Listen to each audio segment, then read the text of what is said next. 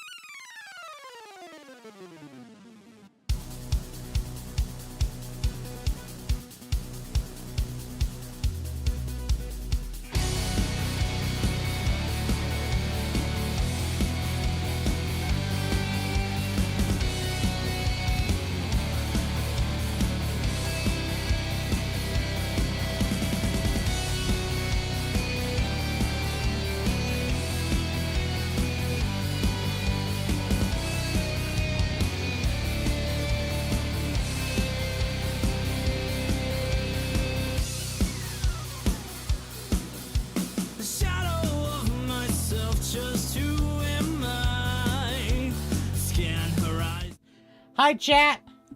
Hi, chat. How is everyone doing? I'm fine, although I'm not everyone. I mean, that's fair. Welcome, Gator. Welcome, Sly. Welcome, Feral. Welcome, Guy Cowermon. Welcome, Nico. Welcome, chat. How is everyone tonight? It's Dogwave night. It is Dogwave night, yes. We love Dogwave night. Welcome, I think so, Maggie. yeah.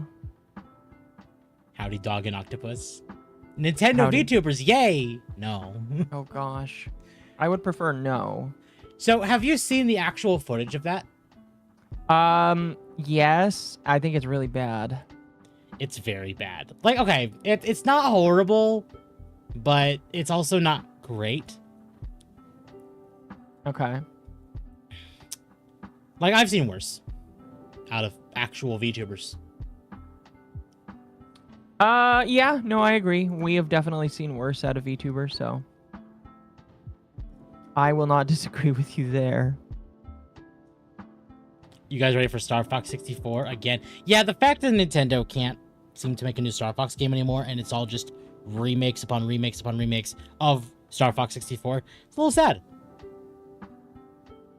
Imagine if Nintendo did this with, I don't know, Ocarina of Time. That would be beautiful. I'm just going to be honest with you, and I kind of want it now. Well, here's the funny thing is,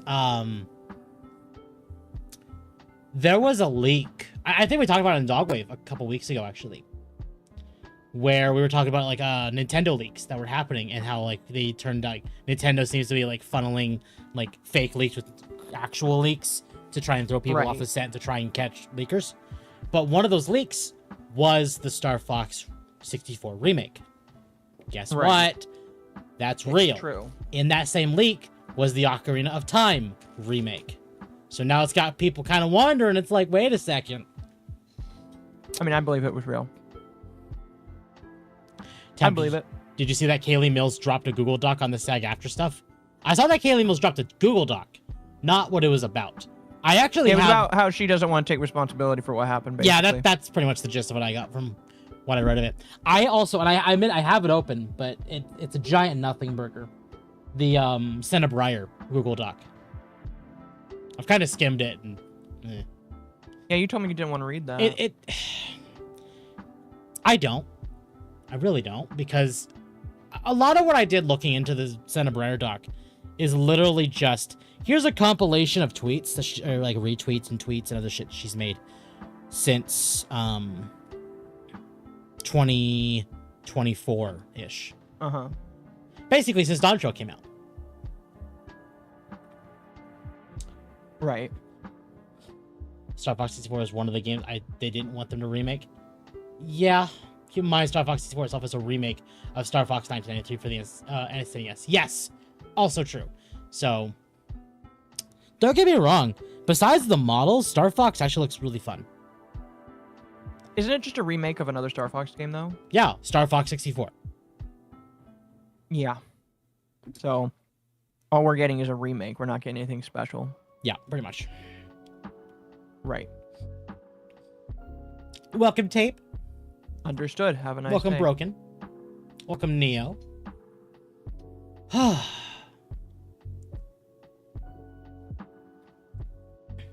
Yeah. So, okay, what's funny is that in that same leak, it was said there is a Star Fox 64 remake coming this year, but also a Star Fox, like a new Star Fox game next year. Okay. So maybe they're trying to test the waters, because that could be why they announced it and then said, okay, here is, like, next month it comes out. Right. Again, sorry, I'm swallowing, so I might be a little slow. Oh. I'm eating food because That's I fair. like food. That's fair.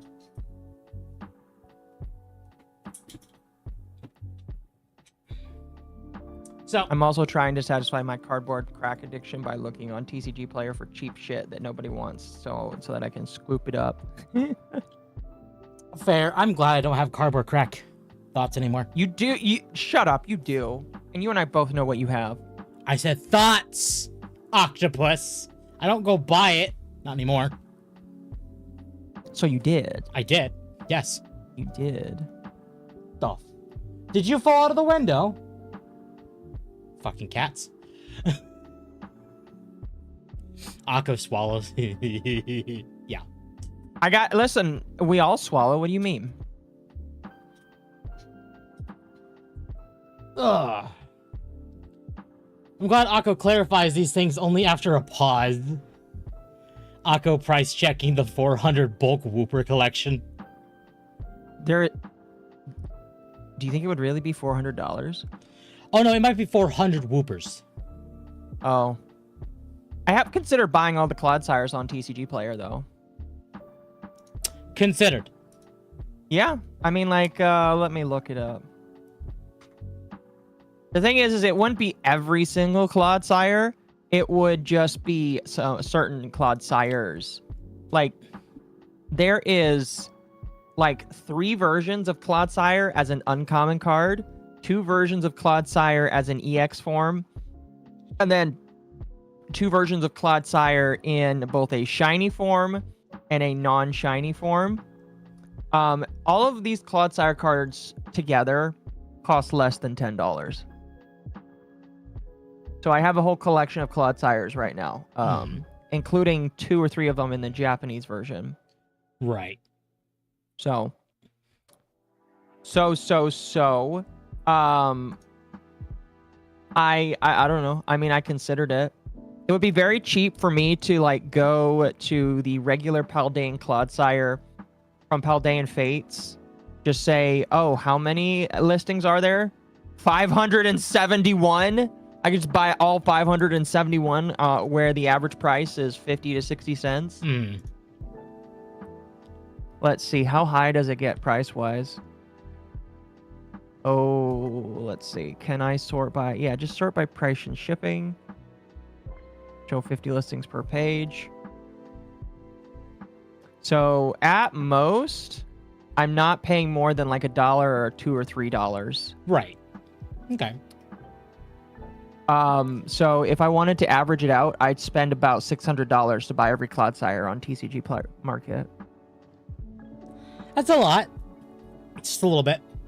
And that's just for it's just for one of the EX ones. I'll be honest with you. Not even my favorite EX one. My favorite one is from Journey Together. The Journey Together one is even cooler because he's like popping out of the picture a little bit. That one has 800 listings as low as 49 cents. Oh, I could buy 17 right now from TCG Direct. If I bought 17 for $129, oh boy, that would be a lot of money. So we have a lot to go over tonight, chat. We do. Have you looked in the docket recently? I did look at it a little bit, but like, here's the thing. And I say this every single week, I know. But like, whenever you're like, chat, we've got a lot. I'm just like, sure we do. To be fair, it's not as much as last week. Thank God. But we don't really have a lot then, because last week we were so a lot. So a lot. We were so a lot. So I'm gonna stop the poll. It looks like chat has decided we are talking about Starfox first. Okay, that's fine with me. So, Nintendo Shadow dropped a Direct this week. They did while I was in the middle of a stream, and I was like, yeah, I'm not going to watch that. And then everybody told me it was mid and it didn't matter. It was fairly mid. Yeah. Here, let me pull up the Nintendo Life page for it.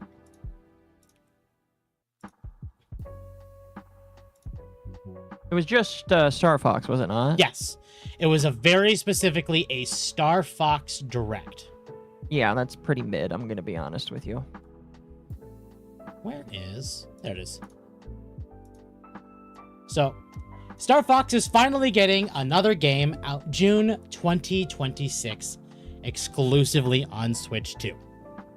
So, this is an article from Nintendo Life. This is basically just kind of recapping the Direct, because we're not going to talk about the Direct, or at least the actual Direct itself, because we don't need Nintendo getting mad at us, because they have a lot of reasons to be mad at us. What, me and you? What have we done? Oh, shout on them repeatedly. Okay. And It's official, everyone. Nintendo has today announced Starfox for Switch 2, and it launches 25th June of 2026. And yes, is it indeed a remake of the original Star Fox 64, with Nintendo calling it a cinematic take on the classic. It'll cost $49.99 digitally, so $60 physically. Huh. I do like that they are making the non-physical versions cheaper. Yeah. This is coming a decade after they said they would do this. It is, yeah. Which is frustrating, but better late than never. The game was revealed after Nintendo dropped a completely unannounced Star Fox Direct reveal on the Nintendo Today app, with the broadcast following about 10 minutes later. And from the footage we've seen so far, it looks to bring in some new multiplayer elements, co-op, and aspects of the 3DS remake. The 15-minute Direct showed off a lot of what we can expect from the game, including brand new looks at Fox, Falco, Peppy, and Slippy, in order to make them look a little more animalistic. You can get a good look at them in our Animalistic is rare, or not rare. Animalistic is right. Yeah, so... Oh, that's the actual full Direct. Oh, wow, okay. Difficulty options are being added for both campaign mode and challenge mode. The former is your standard story mode, where you fly through different planets and levels. This is a classic Star Fox 64, but with the option to plan easy or normal, and eventually expert. Once you unlock enough medals, challenge mode features some unique objectives and can only be played in normal or expert mode. There also appears to be a bigger focus on story this time around, with brand new cutscenes and cinematics added, and for all the dialogue will be fully voiced. Okay, that's nice. Admittedly, that one is nice. That's a good touch. That, and stick around till the end of the Direct for a prologue focusing on Fox's father, James McCloud. Will there be more of that in the game? That'd be cool. I actually would not be opposed to a little more like world building. Multiplayer, dubbed Battle Mode, will allow you to play as characters from the Star Fox and Star Wolf teams in 4v4 dogfights. Admittedly, when I watched the Direct, because I was watching it with like Tate, Magma, I forget if Dylan was there, but it was like just a few of us who were just chilling out. And we watched it, and I was the most excited about the 4v4 dogfights. That looked fun. Okay, so that's a new thing that's coming then. Yes. Okay. Because here's the thing. A game like that, kind of like Star Fox, where you have like the back view of the ship and you have to do like the maneuvering and everything, that already sold. Like, that was a very big selling point of Star Fox originally. But now when you add essentially a 4v4 like PvP mode in it, you're starting to attract a bit of an audience that is like, oh wait, I like that gameplay style, and you're telling me I can have that here. Right. That's very cool. No, I would agree with that, yeah. And to me, that would be a selling point for the game. Not a selling point for the Switch 2, but a selling point of the game for me. The problem is, as well, for me, is I'd want to do that with friends. I'd probably be the only one among my friends that bought this game. So that gives me another reason to not buy it. I mean, yeah, I was going to add Switch 2, but yeah, you mentioned that. One of the more unique wrinkles comes in the form of the two Joy-Con 2 co-op mode. One player can use the mouse, while the other holds the Joy-Con normally. Mouse mode is available for precise flying and aiming, as is Game Share both locally and via Game Chat. With local, you can even use Game Share with the Switch 1, or going back to controls, you could use an NSO-compatible N64 controller for a true retro experience. I'm gonna be honest, I don't mind that. That's cool. But I think Nintendo would have had a brilliant move to release a Nintendo official joystick. Yeah, I could see something like that. Because I'll tell you right now, you sell a joystick along with this thing, with the gameplay style, ooh, that sounds cool.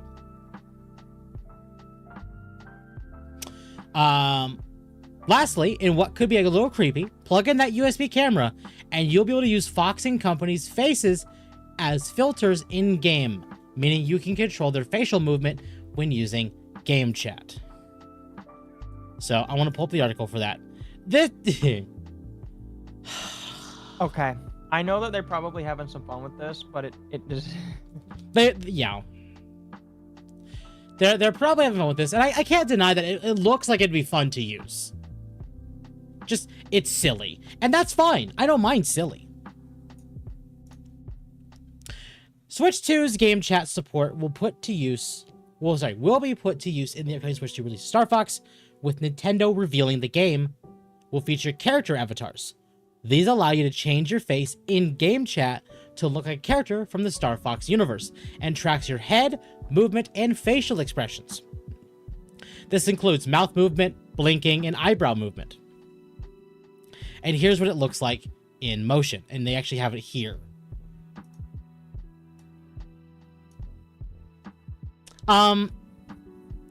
It's kind of cursed. Kind of. But that's with someone like literally like... So this is only happening because they added that new camera feature. Yes. So you not only need to own a Switch 2, you need to buy the game, and then you need to also have the camera as well, which is a separate thing. Correct.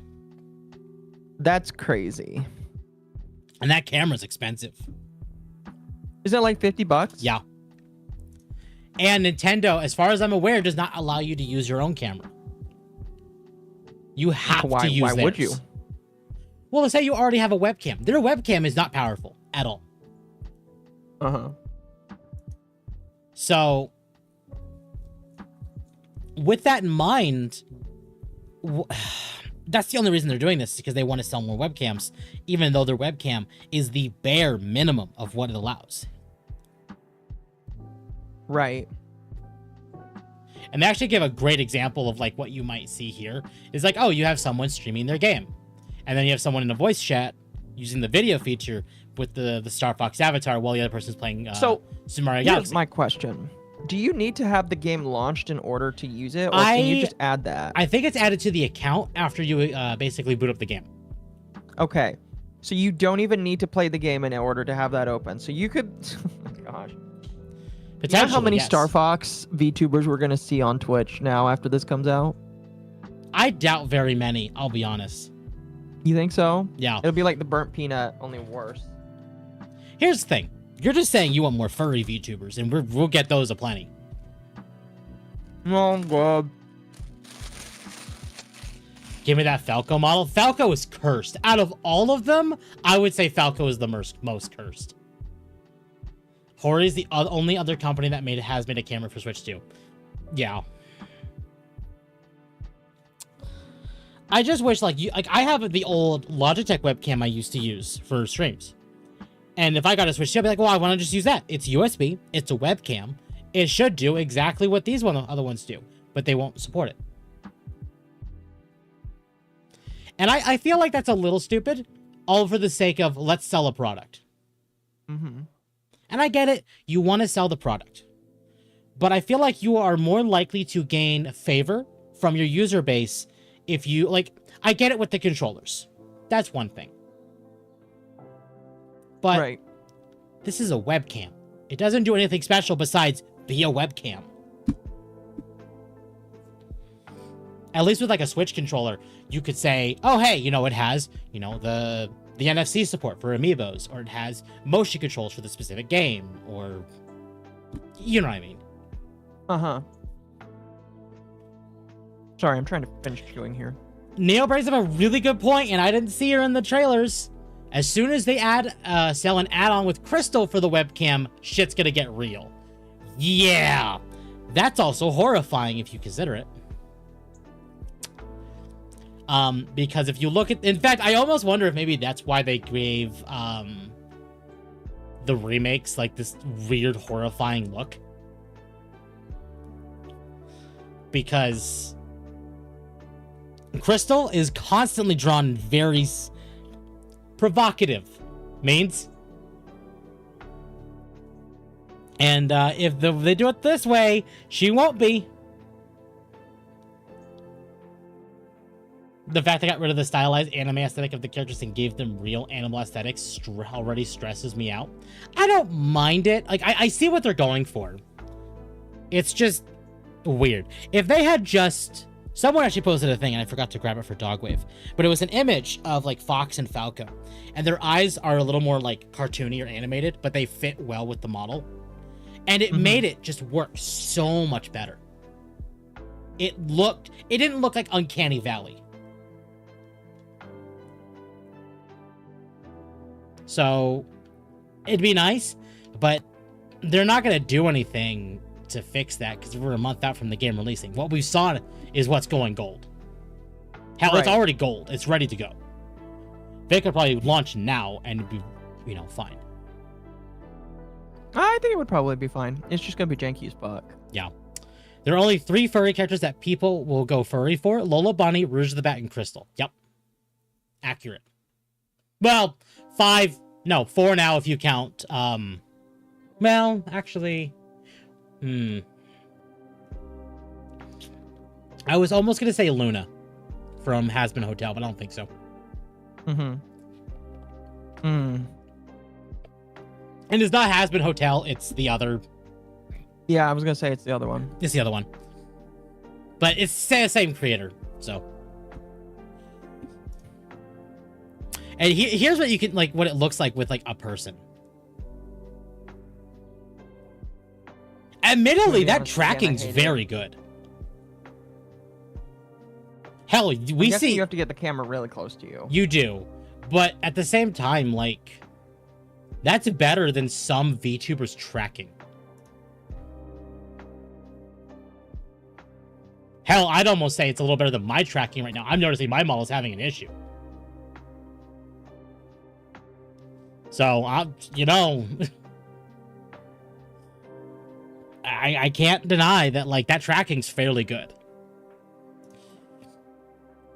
To use this feature, you can either connect Nintendo's official game chat camera to the Switch 2 or a supported USB camera. The AR filters will also allow you to add a pair of Starfox-like ears or a Falco-inspired... Hold on, what the fuck? No. Oh, no! Oh, God! God's above, no! Ah! I didn't need to see that! Okay. That is taking furries to the next level. Ugh. I didn't need to see that! We found the beak, chat. So that's where Akko's beak went.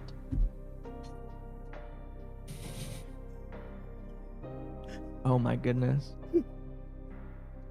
That's amazing. Now they're doing it on purpose. They are. This is cursed. See, in Japan, they think it's a funny joke. In America, it's going to be ridiculed to fucking back. Body horror is perfect for furries. The sad part is, what else is there? Yeah, there's a bunch of locked stuff on there. I'm kind of terrified. Oh, no. I'm very terrified of what I'm seeing here. Yeah, no. I take back what I said. We are going to see many a cursed thing. I'm reconsidering my Falco fandom. Yeah. Like, here's the thing. I feel uncomfortable too. This is more worth laughing at. This is funny in, like, a very cursed way. My goodness. Of all the gimmicks, this is probably one of the best I've seen. This is actually something that fits the series perfectly. Excuse me. No. We're not going to keep hearing the comments. I'm suspecting that's going to get even worse. So, that was it. Like, that was the entire direct. There really wasn't a whole lot to go over. It's just... Honestly, it was the VTuber thing that caught my attention the most. I know all of us, when this popped up on the stream, all of us collectively went, oh God, no.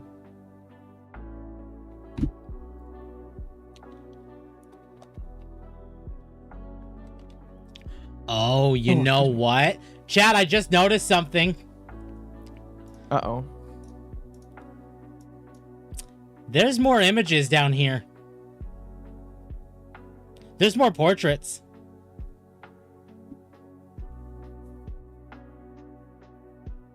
I am terrified.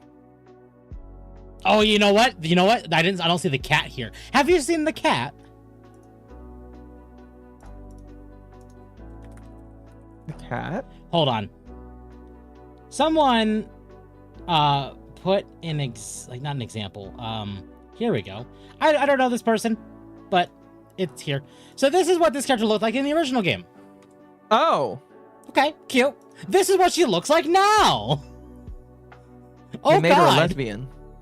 Yeah, she's giving off that lesbian vibe.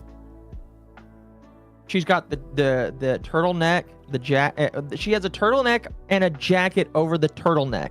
She's become a butch lesbian. Crackhead kitty cat, yes. Looks like a meth head. Like this. Yeah, this is good. Listen, you need to show both of them side by side and say this is why you don't do meth. You remember her? This is her. Feel old yet? This is why you don't do drugs. Oh God. Cat looks like she beats herself, not her partner. Okay, they massacred my girl. She looks so cute here too. Like, you know, for the art style anyway. It is a beautiful art style, yeah. I'm just like, ugh. It's all kinds of cursed. It looks like they beat their wife. Here, you can even do a side-by-side this way. Like... That is terrifying. This is why you don't do drugs, kids.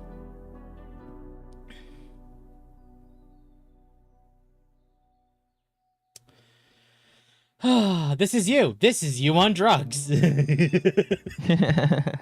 Yeah, so... Also by obligation, Rick May, Peppy Hare's N64 VA, also the soldier from TF2. Really? I didn't know that the soldier had the same voice actor as Peppy. Interesting. Admittedly, I've never played a Starfox game. Even though you'd think it'd be up my alley, but I've never played it. Every lesbian couple. Yeah. Yeah. The only difference is like I'm waiting for like a 600-pound like female character. Yeah.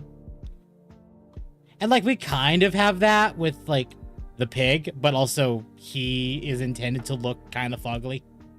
I mean, yeah, pigs are just kind of ugly. Have you seen the that new animal movie? Yeah. I haven't. Is it any good? No. I haven't not seen it, just that I've heard it's horrible. Yeah, I've heard it was horrible too. Like, I don't hate these models. I think the only ones that truly look horrendous are, like, Fox and Falco. But I think Slippy looks fine. I think Peppy looks fine. Hell, I think Andros looks great. That aura off of Andros, that's clean. I appreciate that. That's good. But Fox and Falco, they look uncanny. Hell, even Wolf looks better than Fox.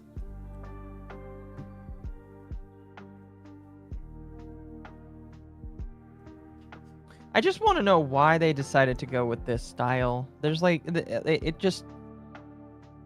feels way too realistic and like, yeah, I don't know. That's Andrew? Oh, okay. Well, to be fair, I don't know. Like, I've never played Starfox.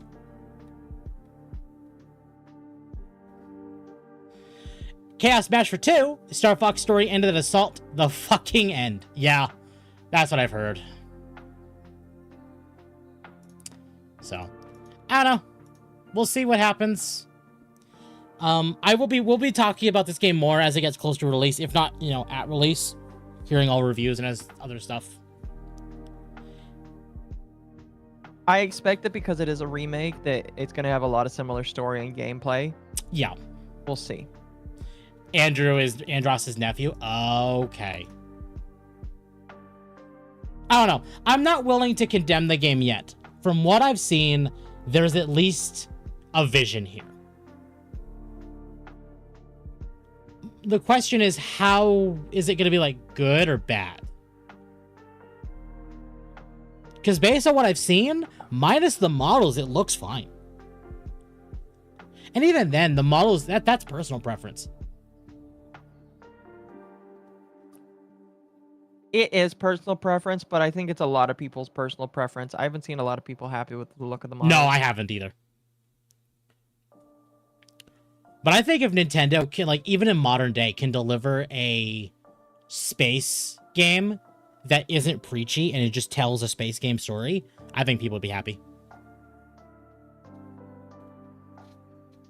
Yeah, I agree with you.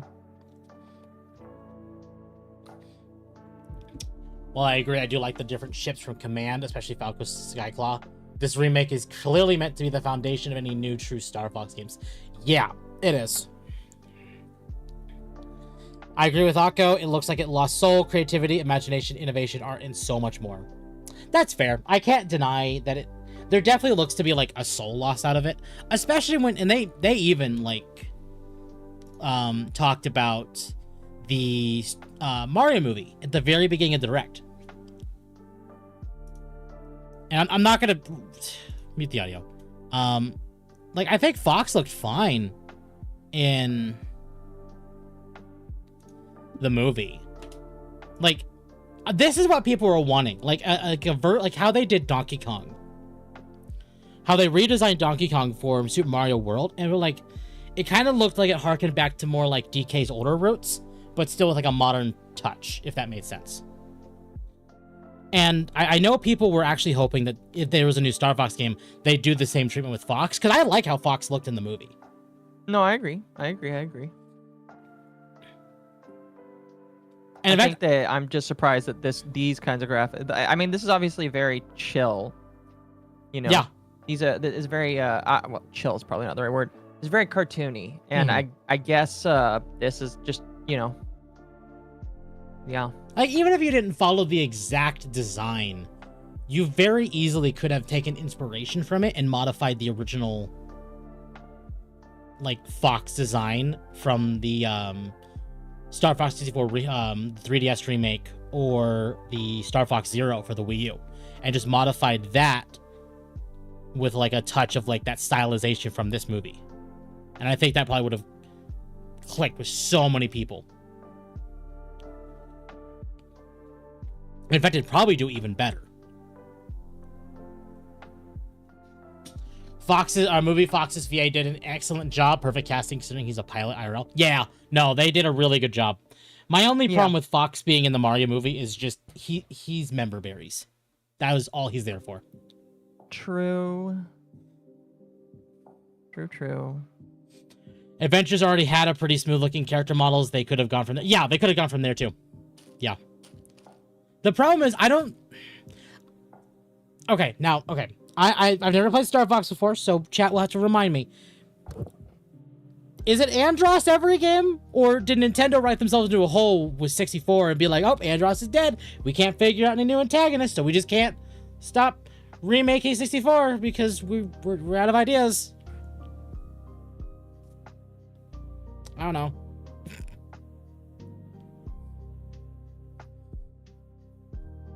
This is why I need to play Star Fox. Yeah. Admittedly, like, if I bought a Switch 2, like, down the line, I'd probably play it. Chat, you need to shock Temp because he's thinking about it again.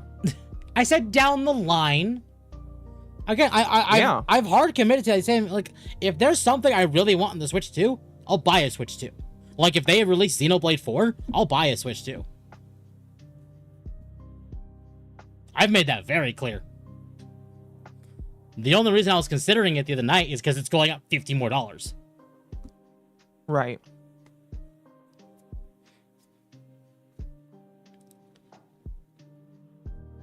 I saw it had Aperoids. Fair. I got a Switch specifically for SMT5. Yeah, exactly. Like, there's a bunch. Like, I don't mind Nintendo building up a catalog of games I'm interested in, and then be like when I finally get it, it's like, okay, I want to play that, and I have like a whole list of games I do want to play instead of waiting for several games to come out. Right. Down the line, it'll only be more expensive. And that was my thought process of the day, is just like, I could, because it is cheaper now than it is later. But then I thought to myself, you know, we did just have the Steam controller. And actually, you know what? This is a fantastic segue into talking about what happened at Valve this week. Oh, okay. So there were the Steam controller reservations that opened up after the whole scalper situation. Did you get one? I've reserved mine. Okay. I was not able to get one because of scalpers. But Magma was. And Magma, out of everyone that I knew needed the controller, Magma needed one. His controller, holy shit. So he got one. Because like, I mentioned it for me, it's like, I don't need a Steam controller. For me, it's a luxury. So I'll buy it when I get my spot. But until then, I'm not like in a rush to get one. Right. Think of it this way, Temp. After the Master Chief stopped fighting the Covenant in Halo 3, every subsequent sequel game went worse and worse. Oh. Okay, fair. Goddamn shareholders demanding it be more expensive. Okay, I can't deny the theory that the shareholders are getting antsy because the Switch 2 is doing horribly. Because guess what? It is. It is. I agree. And the whole point of them raising prices, if the rumors shown like shareholders, is we need to raise prices because no one's buying the console because there's nothing good on there, but we need to turn a profit. So we're going to raise the price of the system to try and eke some of that profit, like just get out just a little bit more. The problem is that Nintendo is not really releasing anything that's like groundbreaking. They haven't released their new like Breath of the Wild or Mario Odyssey, or, you know, like a system seller. There is genuinely no system seller on the Switch 2 right now. Not yet. Yeah, not yet. This would be a system seller? No, I don't. No. I honestly think if the rumors are true with that we saw, like the original Starfox rumors, with that leak was the Ocarina of Time remake. I honestly think an Ocarina of Time remake is a system seller. I agree, if it is true. And I debated, and honestly, it really depends on what they show for that, if that's real. But I've already said that if that impresses me enough, I might buy one. Because here's the thing. Here's my point of view on Zelda. And I'm going to catch some flack for this. Uh-oh. I'm not a huge fan of the overly open world style of Breath of the Wild, Tears of the Kingdom. I'm okay with them playing around with that. But they lost the Zelda feel for me. I think a lot of people have that feeling. You're not wrong. But if the remake, and this is why I say it's a system seller, if the remake manages to pull the original, 3D original Zelda style of just like, it is more linear, it is kind of like open zone, just like Hyrule Field and like the stuff we saw from like Ocarina through Skyward Sword, like that. And they managed to accomplish that in a remake style. Like, keep it the same style. You ignore the Breath of the Wild Tears of the Kingdom open world format, and you go back to the original, like, dungeon, like, Zelda style that we've seen for several years. If they manage to sell a lot of that version of the game, that might show them that there is a desire for them to either go back to doing that or really find a way to make that style work in the open world format. Because that's the thing. You need to realize Nintendo did say that they were going to prioritize more open world content when it came to Zelda. Guess why? Breath of the Wild and Tears of the Kingdom sold an unholy amount of copies. And you know what? Fair enough. They deserved that. Both of those games were very good in their own right. But if a new Zelda game that is not those styles, that is back to the normal formula that we've had for several years, also does very, very good, that's going to make the investors go, oh, wait, that's doing well. And if that causes people to buy systems as well, that's a big, like, shot in the knee for their whole, we have to do, like, fully open world. Oh, fair. And that's what I'm saying. It's like, depending on what I see for Ocarina of Time, I might buy a Switch 2 for that. Because you know what? That could be a shot in the foot that Nintendo needs. Again, it depends on what we see. To be fair, Nintendo and the Switch 2 have had so many issues with the Power World lawsuit, the screen, the Joy-Cons 2s, ghosting, game key cards, and more that needs to be fixed. Agreed. I completely agree with that. you will hear no complaints from me, no argument there. I completely agree. Open worlds make me tired. I agree. I don't mind them in every so often, but we don't need them for every game.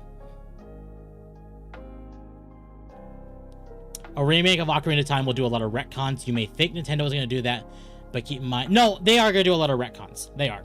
I fully expect Nintendo to be looking at a certain other remake series for this game, and that being Final Fantasy VII Remake. I don't think they'll do a trilogy of Ocarina of Time, but I think they will be looking to that one for inspiration. And they can at least potentially make it work a little better than 7 Remake is doing. Because at least with 7 Remake, you're seeing, like, oh, you have a different... like, this is clearly a different timeline from the original 7. Right. And the Square's... not Square. The Square's not acknowledging it, but you can clearly see that that's the route they're going with it. And at least with Ocarina of Time, you've already included time travel. Time travel is one of the big key points of the whole story. You could easily say that, like, one minor retcon, like one little twist of, like, this happened instead of this happened, completely changes the entire direction and doesn't actually mess with the original game. The problem is, will they acknowledge that? And very likely they won't. No, they won't. Screw it. Give me a ground-up rebuild of Minish Cap. That'd be cool. That'd be cool. I've been playing Minish Cap recently, actually. Really? Okay. A balance between styles would be nice. For every, let's say, 3 classic 3D Zelda titles, you get one open world. Yeah, exactly. Like, I don't mind an open world Zelda game. I just want them to figure out the happy medium between open world and classical Zelda. And I could definitely see they had nearly found it with Tears of the Kingdom. I enjoyed the dungeons in Tears of the Kingdom significantly more than I did Breath of the Wild. I enjoyed the bosses significantly more. The bosses were way more fun. And I enjoyed exploring the world significantly more. But it didn't scratch that Zelda itch for me. I'm going to be honest, the exploring was the most fun I had. Yeah. And I kind of just got bored. Great. I mentioned this to Akko in DMs and tweets, but I am a Zelda Pokemon fanatic. If Nintendo ever makes a special console for either or both series, I will buy them. Oh yeah, no. And that's what I suspect Nintendo will do. I suspect the Ocarina of Time remake will be their holiday title. That's going to be end of the year, and that's probably going to have a Switch 2 specifically designed after Ocarina of Time. So, again, we'll see. We shall see what happens there. We shall see indeed. Otherwise, the Steam controller had reservations open from May 8th, saying Steam controller launched on May 4th, and while we are happy to see such a huge level of interest, the experience for a lot of you trying to buy it was incredibly frustrating. We plan to continue replenishing stock as we get more in, but in the meantime, we wanted to share some changes we're making to improve the purchase experience and to limit reseller activity. Hello, scalpers. Beginning May 8th at 10 a.m. Pacific, so today is the 10th, so it's 2 days ago, we're opening a reservation queue for Steam controller. Once you reserve, your place in line will be saved. When we go back in stock, order emails will be sent in the same order that reservations were made. Here are the details on how we're hoping to improve the experience overall, while also taking steps to limit reseller activity. Reservation details. Reservations will be limited to 1 Steam controller per user. Once you receive an order email, you have 3 days, or 72 hours, to make your purchase on Steam. For now, customers who have already purchased a Steam controller are not yet eligible to reserve another Steam controller. So that's how they stop scalpers entirely. Right. Additionally, your account must be in good standing on Steam, and you must have made a purchase on Steam prior to April 27th, 2026. Replenishment of inventory will vary from region to region, and we will start fulfilling reservations next week in the US and Canada, and the UK, EU, and AU in the following weeks. So this is good. This is fantastic. But we also got some other news in this regard, and you sent this one to me. Because I occasionally send stuff to people chat. In fact, no, this is today. Never mind. I have another thing in here, I believe, on the docket. Valve has a system ready for people to reserve the new Steam machine. It appears in Steam's secret code, which lists 4 different Steam machine models, plus 2 for the Steam frame. They found this after adding the same reservation queue for the Steam controller a few days ago. The controller went on sale on May 4th and sold out quickly, so Valve activated the queue on May 8th. It works like this. You join a waiting line, and when stock is ready, they send an email giving you 72 hours to buy it. Only one per account, blah, blah, blah. They used this system before with the first Steam Deck, and it worked well, so they plan to use it for the Steam machine too. They have not opened reservations or announced the exact launch date yet, but the system is ready and tested. So, the Steam machine and Steam frame may also be imminently releasing. I hope so. So I've heard numbers, by the way, of like $400 to $600 for it. Mm-hmm. So have I. Would you buy it if it was $400 to $600? 100%, I probably would. I probably wouldn't buy the first one though. I would wait. I'm gonna be getting a Steam frame, not a Steam machine, because I've looked at the Steam machine like another, like a console or a computer. And I'm like, no, I'm just gonna use my computer. Thank you. You think so? But a Steam frame, I'm more interested in, because a Steam frame is Valve's competitor replacement, if you want to say that, to the Meta Quest 3. Mm-hmm. Meta's not doing good in the VR department right now. Didn't you buy one? No, I was going to. And I specifically said, if Valve announces a VR headset, because we knew it was coming, we just weren't sure when. And I said, if Valve announces a VR headset before I basically click purchase on this, on the Meta Quest 3S, I'll just wait for the whatever Valve has in store.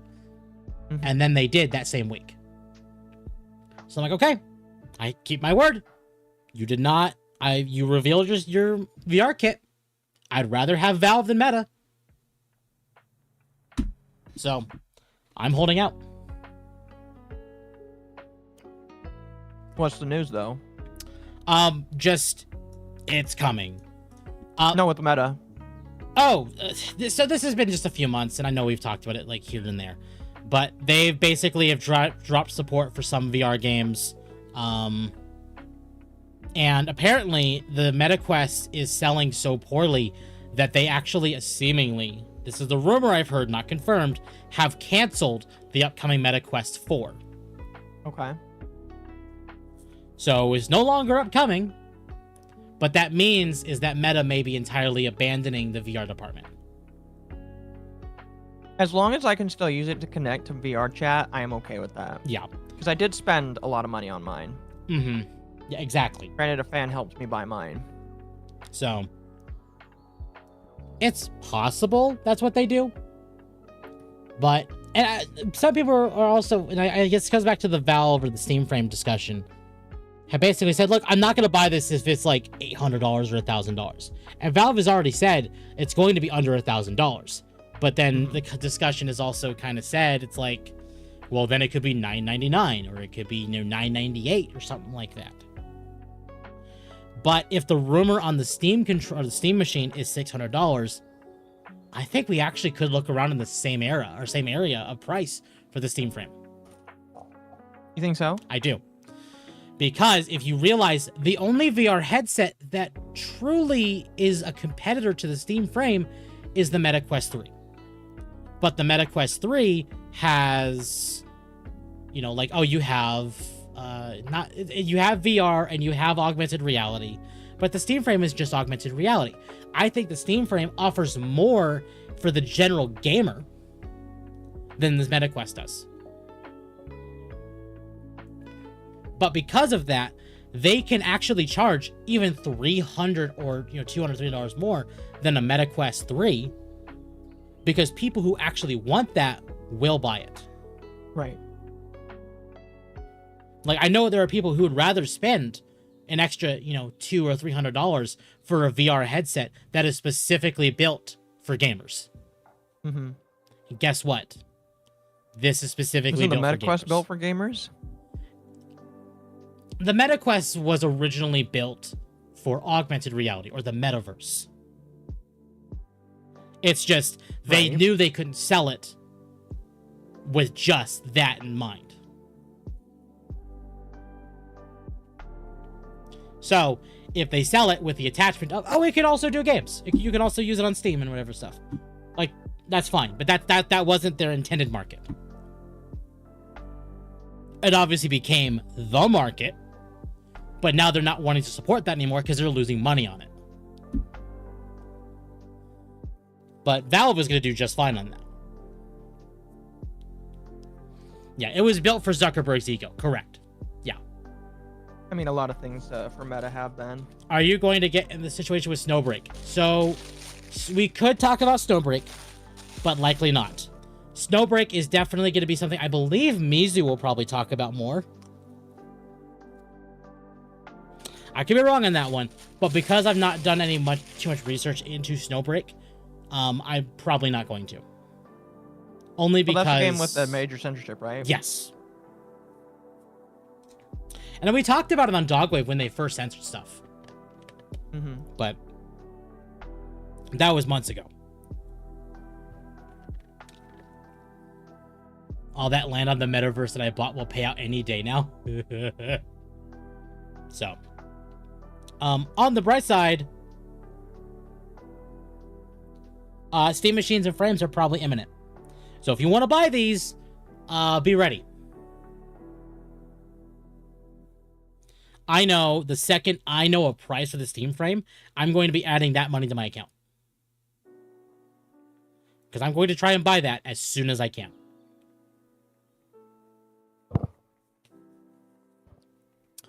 Well, I wish you luck. Again, I'm going to be waiting.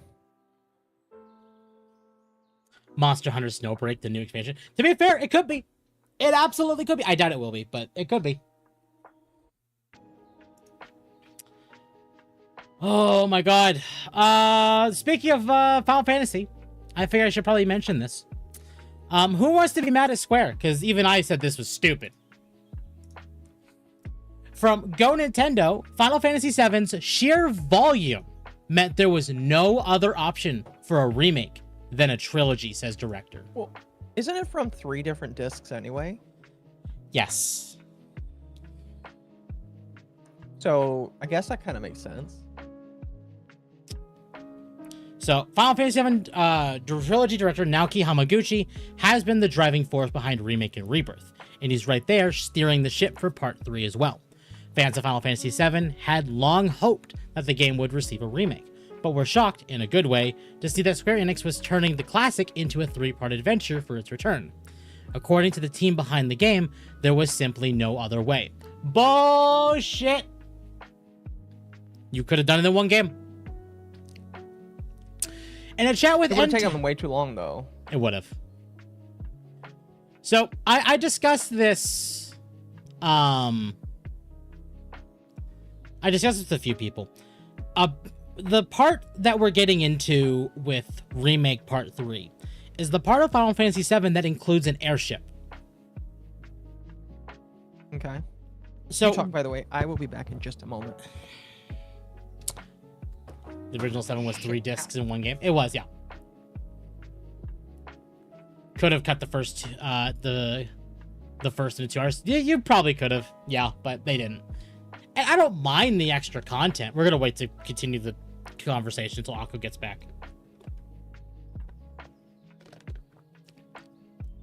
7 Remake is 3 parts released in separate games. Yeah, it is. If you want the dog to purchase cool Steam products, you can donate now. Chat, as a reminder, thank you, Tape. If you all enjoy the content I produce, I would greatly appreciate it if you all left a like, subscribed, hit the bell for more notifications, join the Discord, as it is the best place to know when I go live. We have rare dogs in the Discord. And make sure to hype the video. Yes, and hype the video. That's a thing now. Well, you can only hype it after the fact, but still hype it. Yeah. And if you wanted another way to support me and what I do, you could also become a member of the channel. Members of the channel also get access to all the rare dog emotes. I'm 1v1ing Taco Bell. No, I'm back now. So chat, I just had to grab the ice cream. Otherwise, chat, I do thank you all for the continued support. It does mean a lot to me. I would not be doing this without all of you. Anyway, Final Fantasy VII Trilogy director Naoki Hamaguchi spoke about the company's decision to take the original Final Fantasy VII and split it into 3 titles for the remake approach. While that decision was made before Hamaguchi was officially director on all 3 titles, he said it was clear early on that the breadth of content in 7 meant there was no other way to tackle the remake, stating, "It wasn't so much about wanting to make it a trilogy. The accurate assessment is that upon objectively evaluating the sheer volume of the story and the content that needed to be depicted, no option other than a trilogy was realistic." Again, bullshit. So, this is what I was going to say before you had to walk away. The part of 7 that we're entering is the part of the game with the airship. Yes. But the leaks I've heard for 7 Remake, because we're now getting leaks because it's probably going to be announced at the end of the beginning of June during Summer Game Fest, is that the world is going to be 3 times as big as Rebirth. And Rebirth was already a huge world. Mm-hmm. But why would it be 3 times the size of Rebirth? We have an airship. We're going back to Midgar because that is already happening, and that already happened in the original game. So that's one area from the first of the 3 remakes that we're going back to. Wouldn't it make sense as well to have the entire world from 1 and 2 also be opened up? Because now we have the airship. So it's going to be an open world, you think? Very likely open world, yes. Okay, maybe not open world, but like we can use the airship to travel to these locations and then like have a limited space to run around in them. I would say so, yeah. But then that bothers me because it's like, I get it, you want to do this, but at that point you might just want to say make it all the same game. Again, I think that is really just an excuse to just say that they wanted to like fucking make multiple games for you to buy and stuff. Yeah. Buy. Mm-hmm. Yeah. Like E33. E33 is a great example of what we're probably going to do, yes. In fact, one of the leaks I've heard, it's not substantiated, so I'm not 100% sure, but one of the leaks I've heard is that there's going to be another gameplay mode. Like, it's going to be the same game, but a different gameplay mode that's going to kind of turn it into a turn-based game again. Are they really going to go back to turn-based? Like, the base gameplay is still going to be what we saw in Remake 1 and Rebirth. Oh my gosh. But they're going to add a secondary gameplay mode that's going to be entirely turn-based, like the original 7. Yeah. That is hilarious. But, again, that's a leak. I don't know how true that is. We'll find out when they announce it. Because that's going to be a selling point.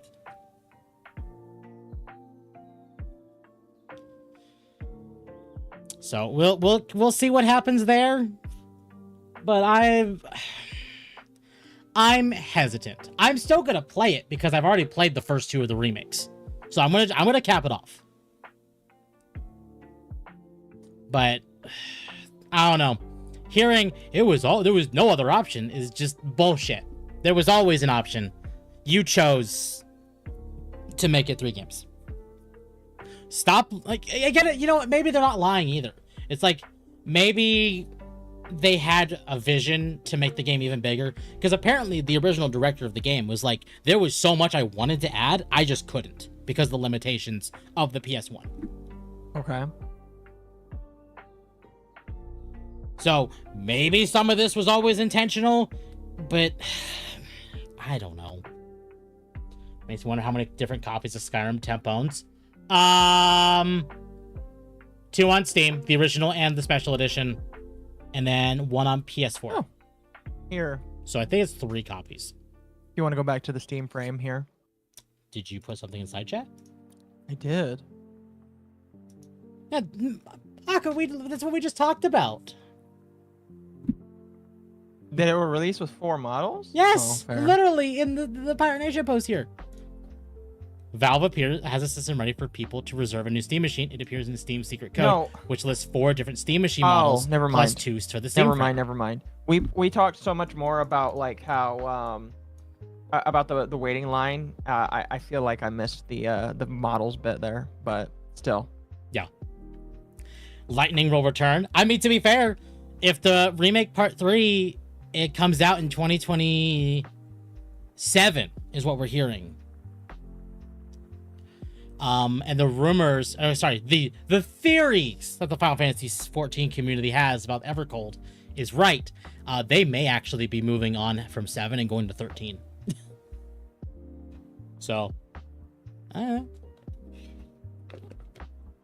Maybe. I think that it will still do good regardless, though. I think it's going to do even better than the other two, because we're now in an era of Square saying they're going fully multi-platform. Yeah. And Square saying, oh, Remake and Rebirth both failed. Yeah, they were exclusives for a set period of time. But Remake Part 3, as far as we're aware, will not be. It's going to be on every platform. And I think ultimately that will do really well. We'll wait and see. I still need to play the first one of 7 and the first remake, and then and then buy the second one and play it. Yeah, I liked them both. I had fun with them both. I still need to play the original on the computer because I have it on the PS4. Yeah, just buy them on PC because they go on sale fairly frequently. Rebirth was actually on sale recently, and it was like $40, down from $70. Yeah. So, and it only released on PC last year, so that's a pretty good price. But chat. One of the other rumors I've heard, and this is going to kind of segue into my other major topic that I wanted to talk about. Apparently, among these leaks, Square has apparently requested the ending slot for the Game Awards. We talked about that. No, we didn't talk about. We didn't talk about it on Dogwave. We've talked about it before. Square apparently requested the ending slot for the Summer Game Fest.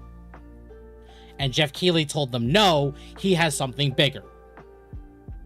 What could be bigger than Square? What could be bigger than Square? I know a lot of you are going to be laughing your heads off, and you have full right to do it after the High Guard situation.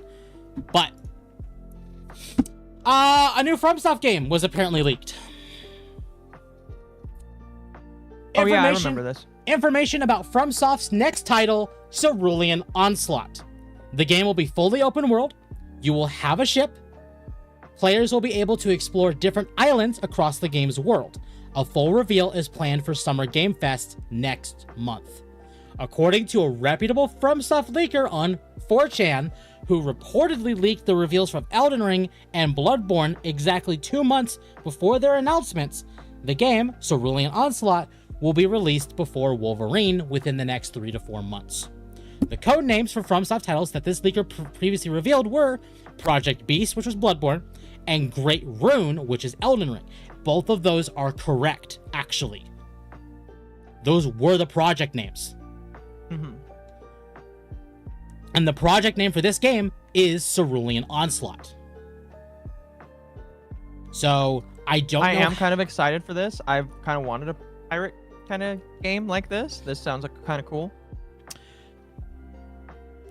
I mean, at least I assume it's a pirate-esque game. Yeah, it appears to pirate. And in fact, I actually grabbed... I need to go into Magma's Discord because I completely forgot to put this in the docket. And we were talking about it earlier.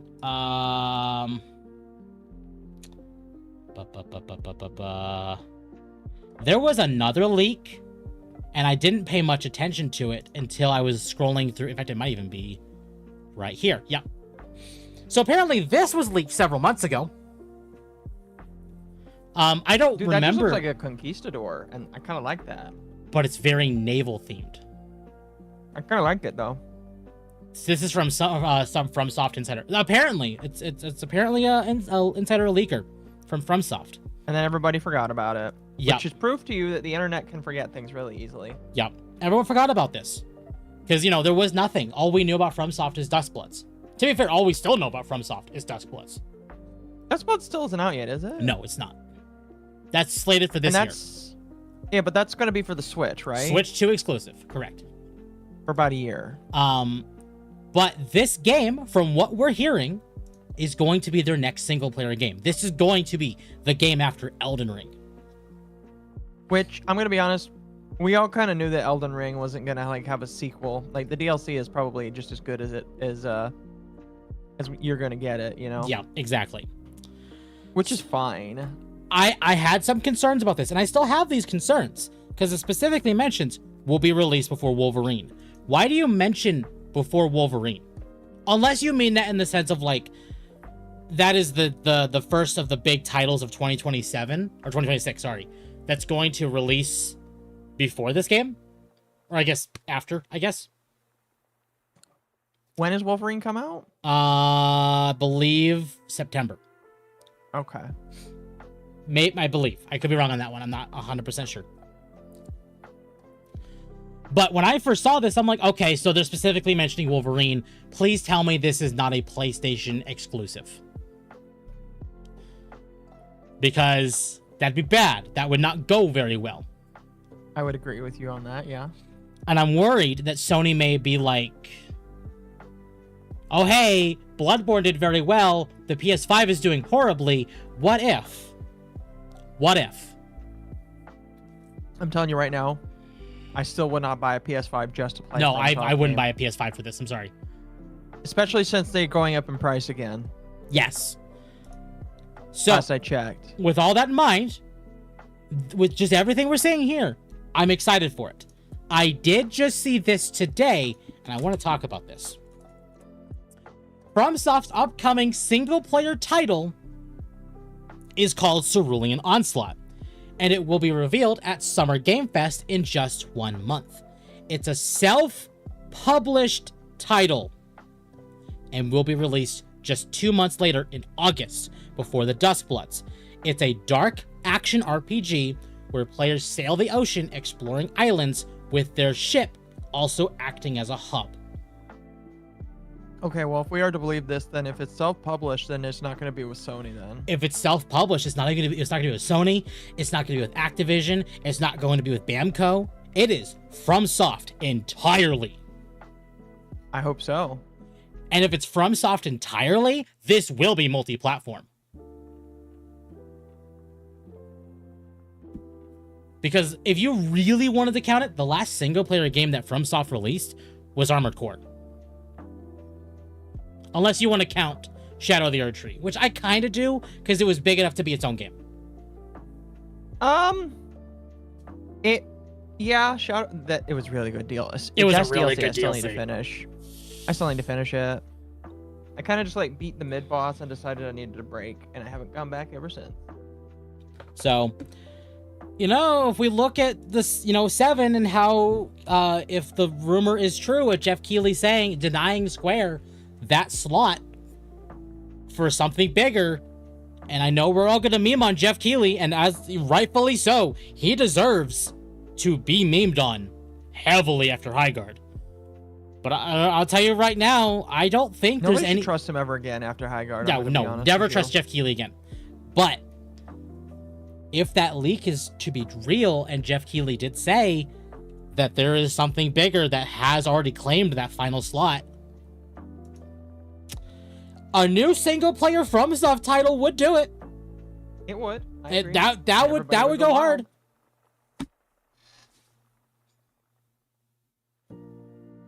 I think everybody would go wild. Yeah. That's why I'm kind of excited for it. Yeah.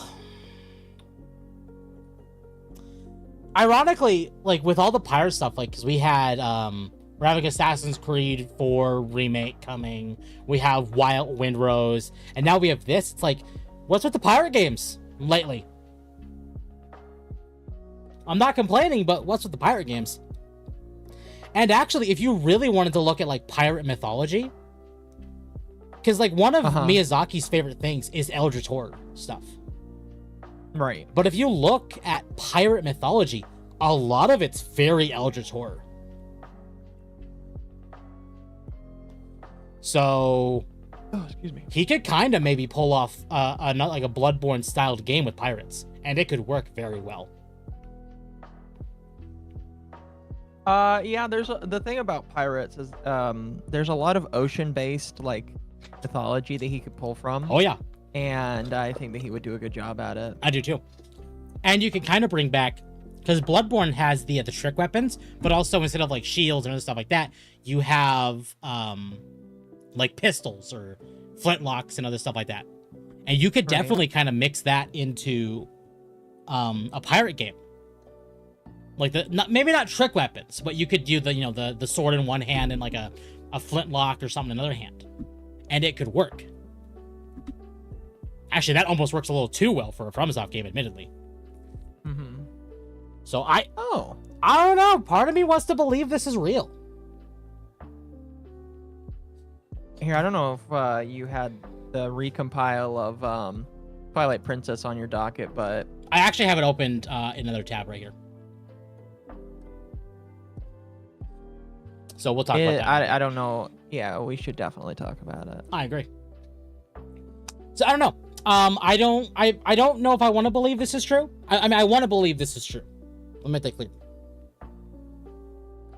I just don't know if it is true. Mm-hmm. But Elden Ring did come out in 2022. Is it really that long ago? It was. And if we don't count Armored Core, it has been quite a while since a single-player FromSoft game.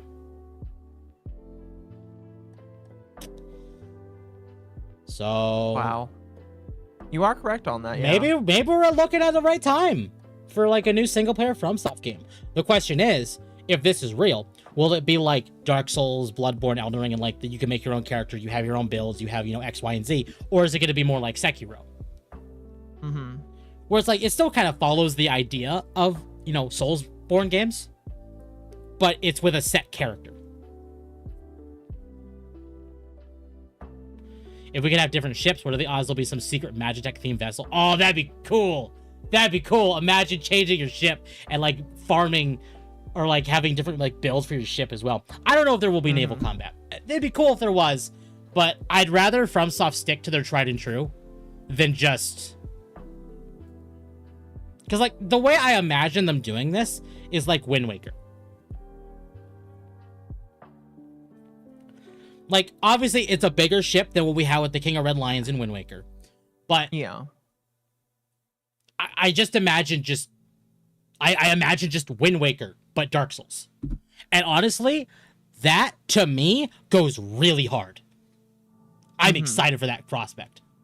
Yeah, like I said, I'm interested, and I can't wait to see it.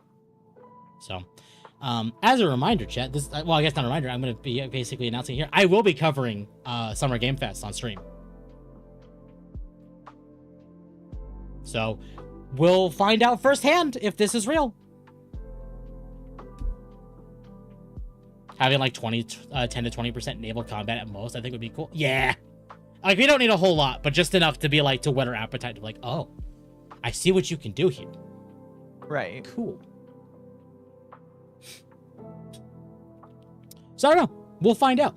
But I saw this leak a couple days ago, and I've been kind of geeking out about it ever since, and kind of back in the Souls mood, admittedly.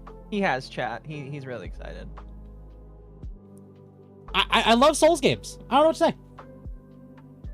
I didn't say you're not allowed to. It does mean I need to get back to Liza P, but I'm also in the mood to keep playing Final Fantasy XIV. So, it's a struggle. We'll be getting back to Liza P fairly soon on the channel. The ship is the Flying Dutchman, which is where your resurrection mechanic comes from. Oh, that'd be cool. That would be pretty cool. That'd be cool. I guess what would but if we're not to follow like traditional, or not, if we're not to follow regular Earth history, it probably wouldn't be the Flying Dutchman. It'd be some sort of equivalent. But it might be a similar concept. Yeah. Yeah. Like, imagine, like, the game starts, and, like, we die. Like, we die fighting some, like, eldritch being, or maybe even another pirate, like a mutated pirate, kind of like in the beginning of Elden Ring. And we die, and then our soul gets transported to, like, another, like, to the ship, or something like that, and it resurrects us. And then we have to go through, like, the whole beginning, and it's like, oh, this is how the resurrection mechanic works. I'd be fine with that. But the most important question is, can we parry with our ship? My God. You know that we need the ability to. We do. I don't know. We'll see. I'm probably to keep nerding out about this for a few days, admittedly. But it's cool. And look. Man, you'll forget about it till it comes out. Yeah, I will. While I'm hesitant on the whole, like, oh, it's a 4chan leaker. If like there's true and they leaked both Bloodborne and Elden Ring, even if we have no knowledge on anything else they've leaked and it's just those two, that's a 100% track record. Which means for the time being, I don't think there's a reason not to trust them. Uh-huh. And then watch, we see during Summer Game Fest it's not real. And I think at that point, I'd be okay if it wasn't real. Because it'd be like, okay, well then it's fake. But if it's real. I kind of just hope it's real. Yeah, exactly. And maybe it is real, and maybe they're just wrong about the date they're planning to announce it. But they seem certain about Summer Game Fest. I'm crossing my fingers for it. Indeed. We'll see. Here, chat. I know Akko brought it up, so we're going to talk about it. Dusk, the Twilight Princess decompiled port is out now for Steam. Well, okay. PC. We'll say PC. So let's go ahead and pull up the trailer for this. I'm going to do this. My only concern with this is that it's a Nintendo game. And I'm not sure how they're going to get past that. I agree. I'm going to turn this down so it's a little loud.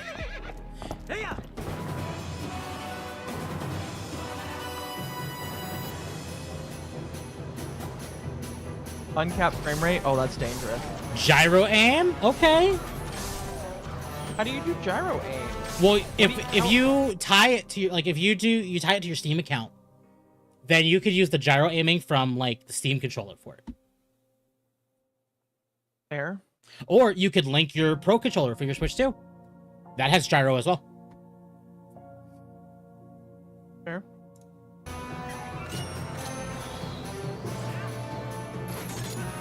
Oh, gyro aiming with that? Yeah, no, it did. So they're hold on. That's not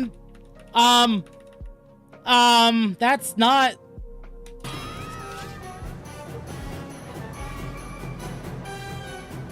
console accuracy. Pretty sure it is. You know, fair. Console accuracy. Fair. No, the gyro aiming is probably based on the Wii port. I see. Because it's probably using the same like concept of like the Wiimote control and whatever. Yeah, sure. That's fair.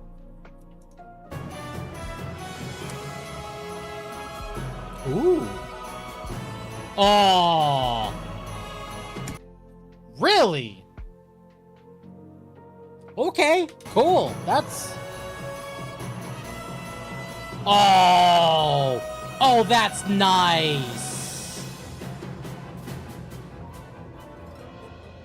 So it's just got Steam Deck support. That's nice.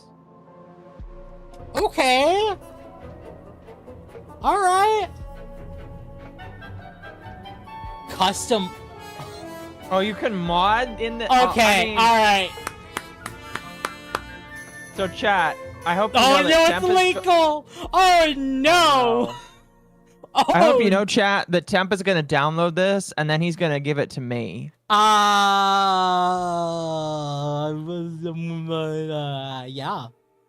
I'm gonna grab this before Nintendo's like, oh hell no you don't. Yeah, he's gonna grab it real quickly, chat. Yeah, that'll be a tonight thing.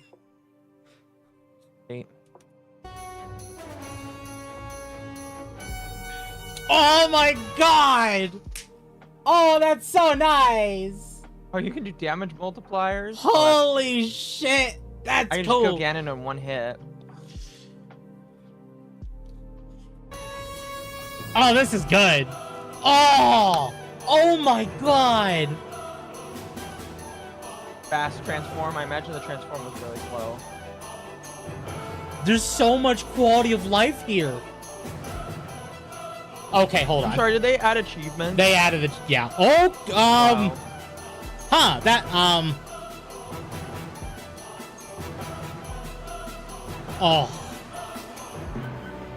Texture pack support?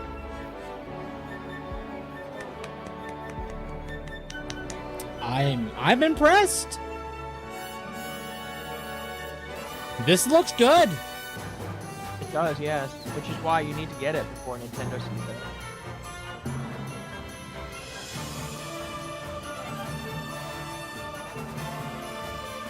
I don't know. I'm intrigued.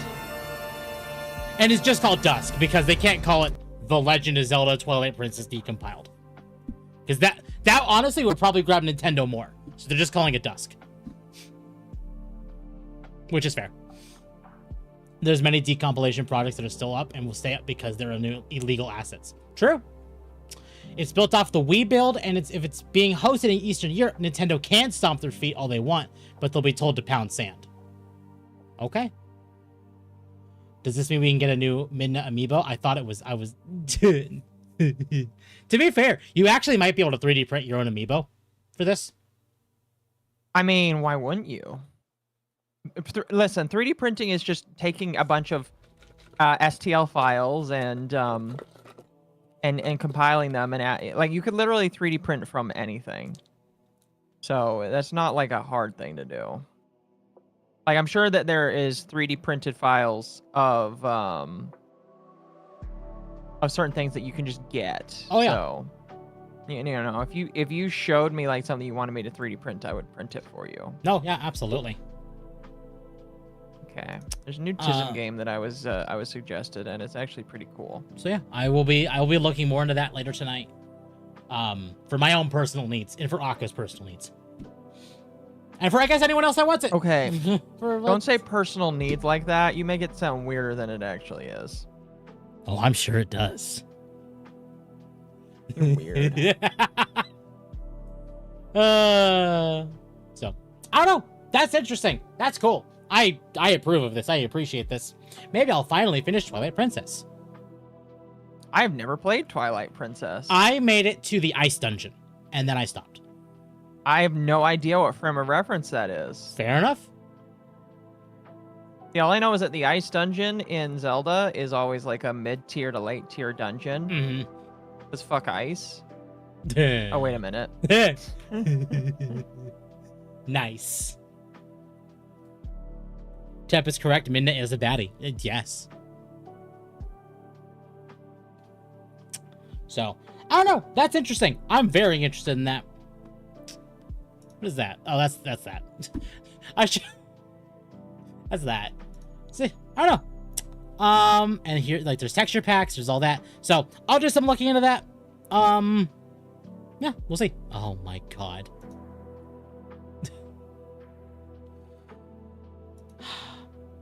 Runs perfect on Steam Deck, yeah.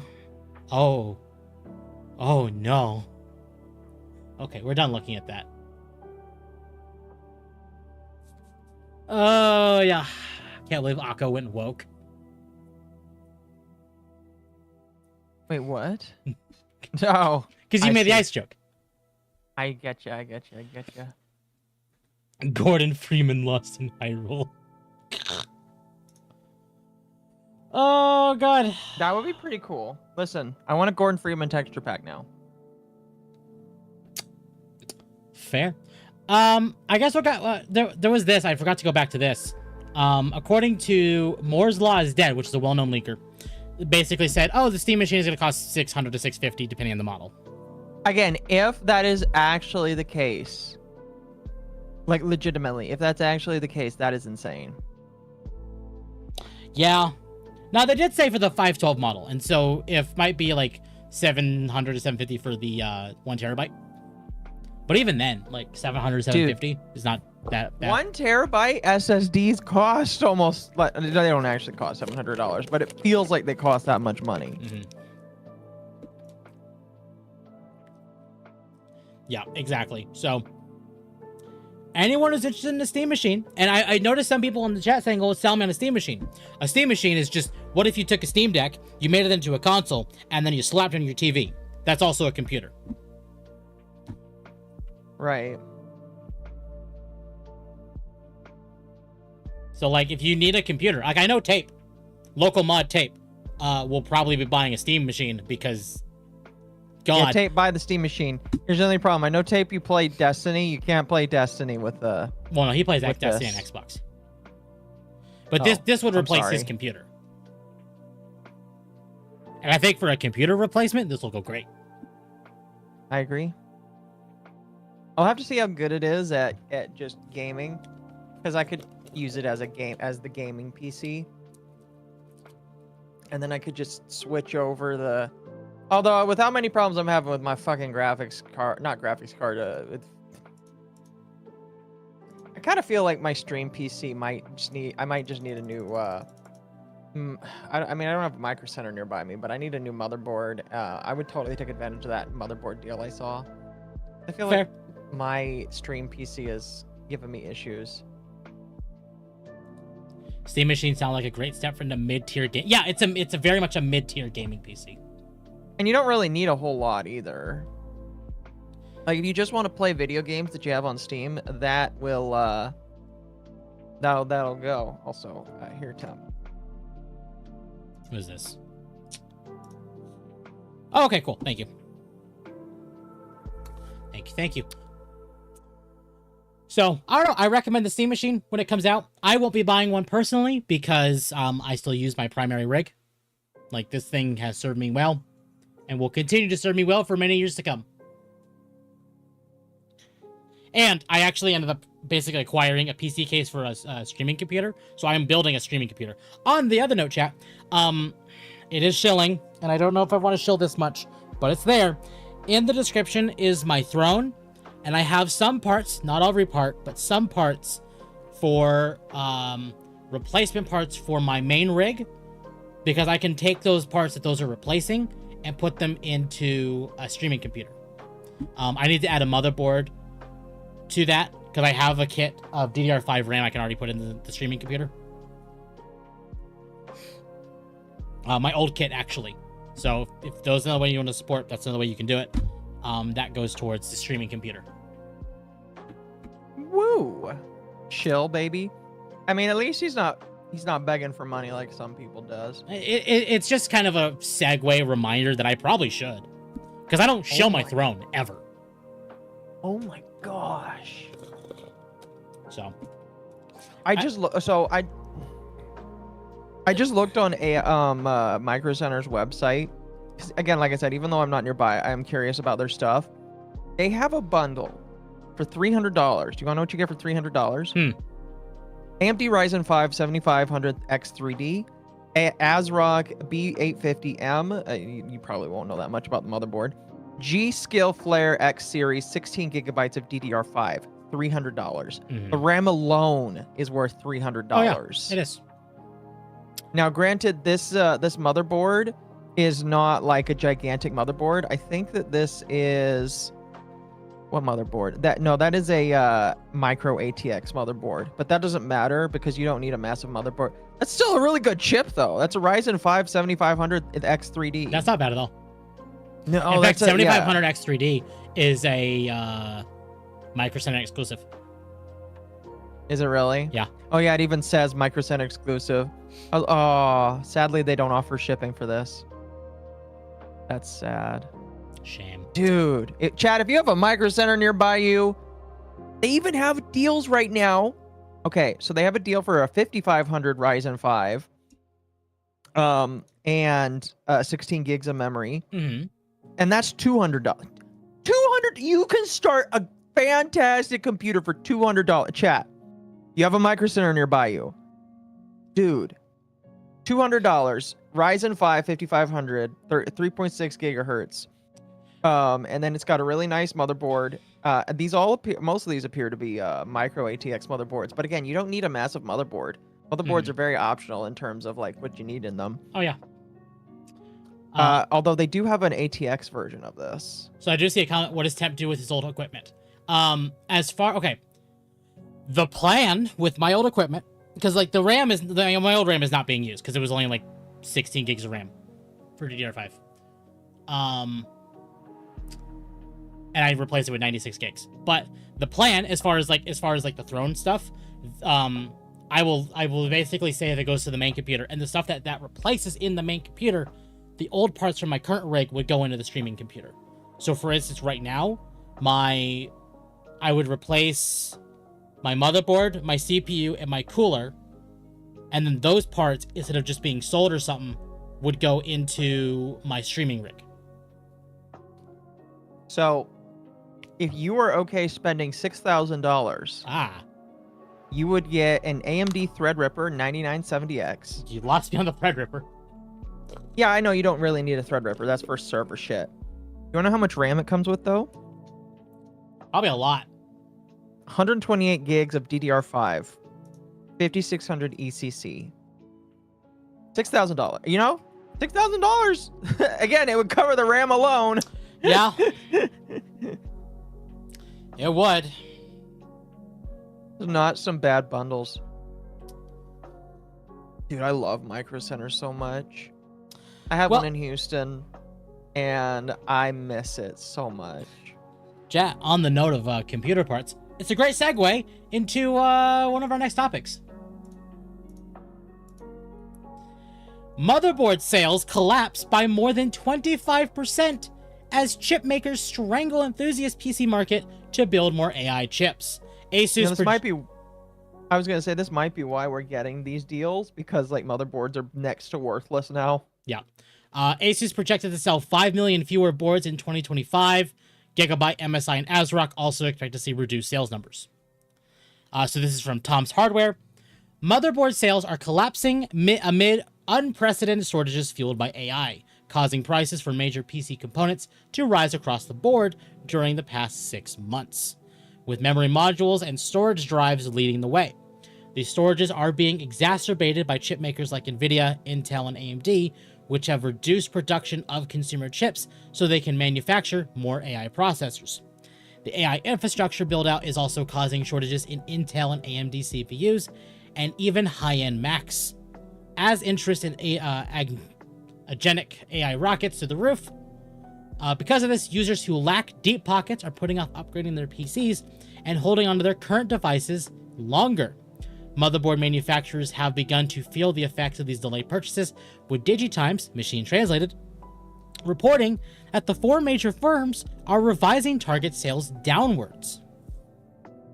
Asus, which sold 15 million motherboards in 2025, have shipped only a little more than 5 million in the first half of 2026.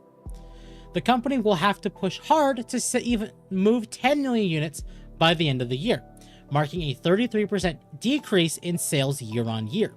Gigabyte and MSI sold 11.5 million and 11 million boards last year. Respectively, the companies have revised their internal forecast for 2026 to 9 million for Gigabyte and 8.4 million for MSI, a 22% drop for the former and a 24% contraction for the latter. ASRock will be the hardest hit by the situation. The company's shipments are projected to fall by 37%, from 4.3 million in 2025 to just 2.7 million by the end of 2026. See, that sounds like a lot, but it really isn't. No. Because people are building computers every single day. Not every single day, but I see what you mean. This marks a contraction of 28% for the overall motherboard market, at least for the big 4 manufacturers. AI's demand for memory, storage, and processors is the primary driver for this drop in sales. Shortages that have been caused by their massive purchases have forced PC builders and enthusiasts to fight over a smaller pie of PC components, resulting in higher overall prices for these components. Aside from this, AMD continues to use the AM5 socket for its latest processors, while Intel's Nova Lake, which will reportedly use LGA 1954, isn't available until later this year. The situation is further compounded by Nvidia not releasing a refreshed RTX 50 Super Series this year, while rumors claim that the RTX 60 series will not debut until 2028. This confluence of factors is discouraging PC builders from upgrading their current systems. Despite this drop in sales, these companies aren't exactly struggling. Asus, Gigabyte, and ASRock have pivoted some of their production towards AI servers, allowing them to capture some of the investments that hyperscalers are generously pouring into their data centers. If you're planning to build a completely new PC from scratch, you might be able to find good deals on motherboard combos, especially as retailers are keen on getting their inventories moving. Although, these discounts might not be enough to offset the increased costs of memory, storage, and to some extent, processors. This will at least save you a few dollars as you navigate the current chip crisis.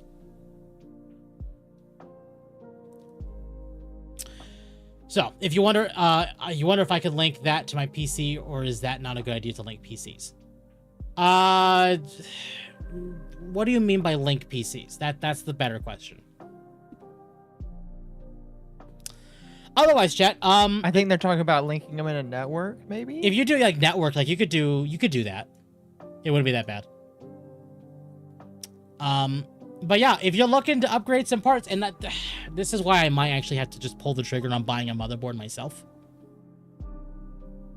Because motherboard prices, it's gonna go one of two ways. They're either gonna skyrocket because they're not able to break prices, you know, like what Nintendo is doing with the Switch 2 or what Sony's doing at the PS5, or their boards prices are gonna come down because they need to sell units, and raising those prices is not going to sell units. So, we'll see. But if you do need to buy a new motherboard and CPU, now's probably the time to do it. Now's the time. Yeah.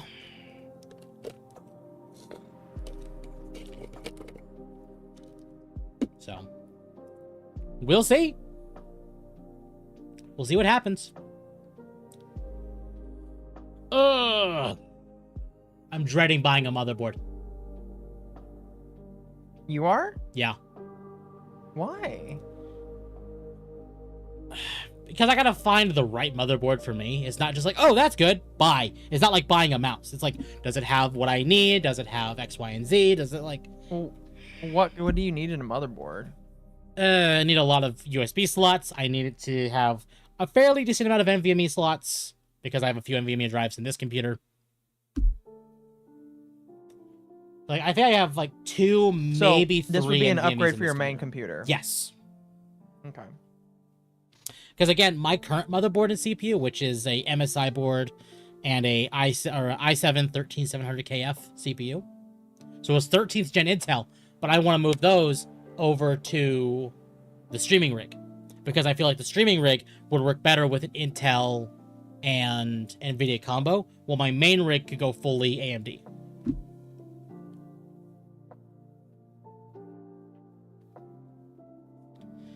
Funny times, Mother's Day. Yeah, speaking of chat, happy Mother's Day to all mothers. Happy Mother's Day. I was thinking about this earlier. I'm horrible about Mother's Day. I got yelled at constantly by my mother because I kept forgetting Mother's Day. And I don't mean it like, I don't mean to like forget Mother's Day exists. It's just forgot Mother's Day exists every time. Oops. He has a mighty need. I mean, I don't need to replace my motherboard and CPU. They're doing fine. It's just...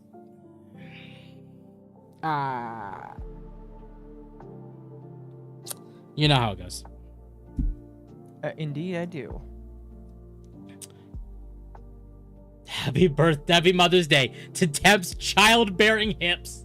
Oh. Wow.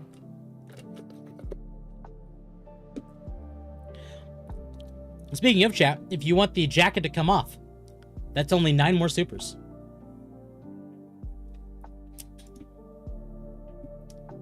Oh. Most motherboards choke the GPU today is the M1 slots. Yeah. I got an X870E motherboard. That's kind of what I was looking at. I'm kind of looking at the Mag 27, like these. Honest to God, like these motherboards right here is what I'm looking at. Oh, geez, man. You're going for the rich bitch stuff? The stuff that, like, is made to take all of your money? That's why I'm only looking at it. I'm not committing. Fair. I'm going to go put this ice cream away. Fair. Bought flowers and a balloon for my mom today. Sadly, I was too tired from work to attend church with her today. Mood. Big ol' mood.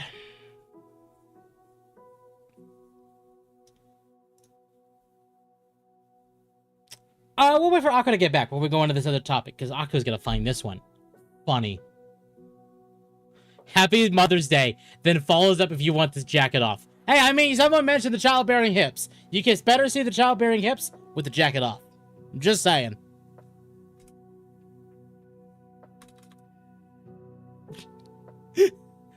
I'm not wrong.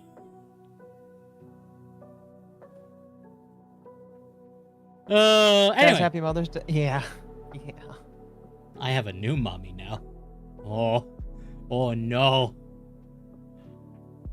To be chair chat.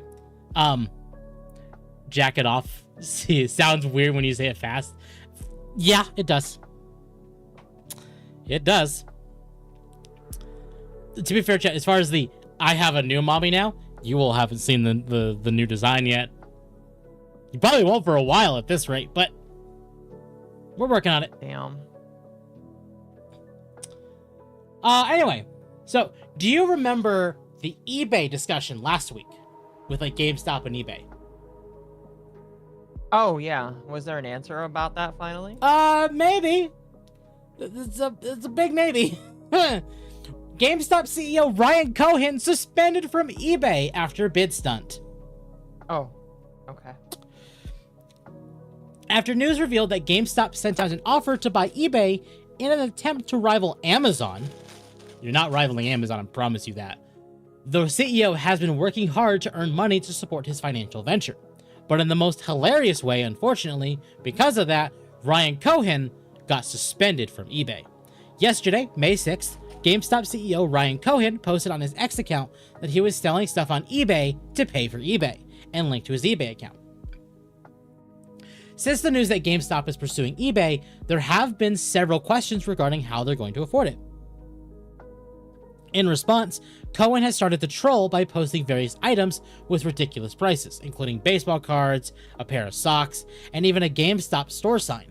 Each listing also includes a hand-signed letter to eBay as a thank you for your support. Specifically stating, from Pirate Nation, GameStop CEO Ryan Cohen had his personal eBay account shut down after he listed some of his own items for sale on eBay as a joke. And the fake people probably loved it. But 14,000 shit has? Huh? See how many bids that shit has? Yeah, I do. Again, it's the feet people. I'm telling you right now, it's the feet people. No, I think it was just people wanting to be funny. That's also possible. Or it's people from the GameStop stock thing that happened. Like, oh, I can finally put my money towards something good, like GameStop buying eBay.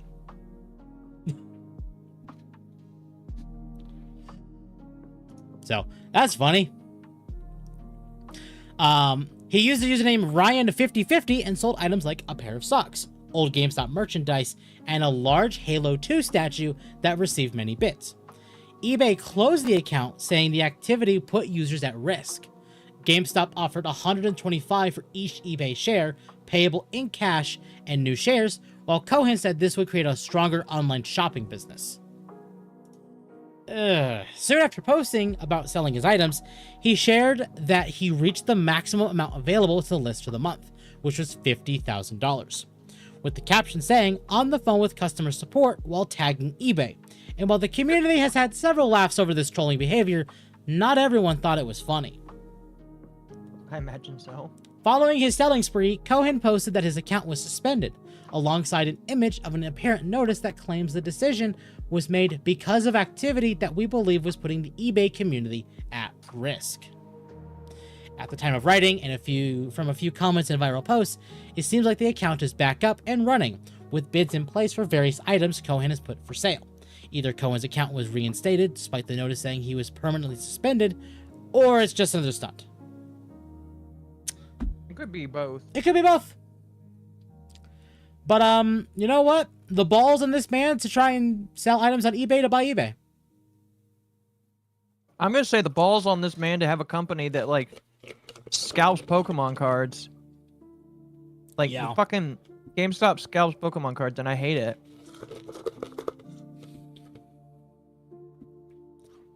That announcement me did a hate lot them. of value damage to eBay. I'm sure it did. And eBay's mad about it, I'm sure. speaking of money, chat, you want to know who else made horrible monetary decisions? It was Sony. Sony reported a 120.1 billion yen impairment loss in relation to Bungie for the fiscal year in the latest financial report. For those who don't know, 120.1 billion yen is $765 million USD. Now, what's an impairment loss? Admittedly, this is not my field, so let's find out together. Impairment loss is an accounting charge recorded when an asset's book value, or carrying amount, exceeds its recoverable amount, or fair market value, indicating a permanent decline in value. Okay, so it just lost a shit ton of value. Yeah, Bungie just lost an absolute shit ton of value. Okay. And which is 88.6 billion yen of what that was reported from the last quarter. Oh, damn. So this is in their financial report, chat. If you all want to give this a read, there you go. But damn. I guess on that note, let's go ahead and take a gander at SteamDB. How is Marathon doing? Perfect. Oh. Oh. Oh. You know, That's not good. if they want to be long-term sustainable, I think that it needs to be going in the opposite direction. Yeah?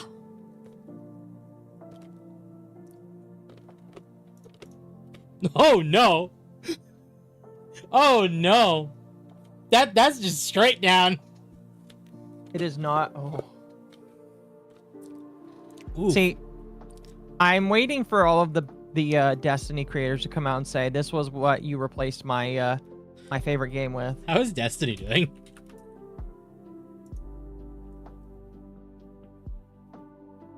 About the same. Better. That was each expansion launch, wasn't it? Yeah. Yeah. Wow. 14K would be good for a double A for indie, not Bungie. Agreed. So, yeah. Oh dear. This is not good. This is not sustainable for either Sony or Bungie. No. And if what we heard is that PC is their biggest market, how is the consoles doing? It's a good question. I don't know. Hey, Tape, I know you play on console. How, are any of your friends talking about Marathon anymore?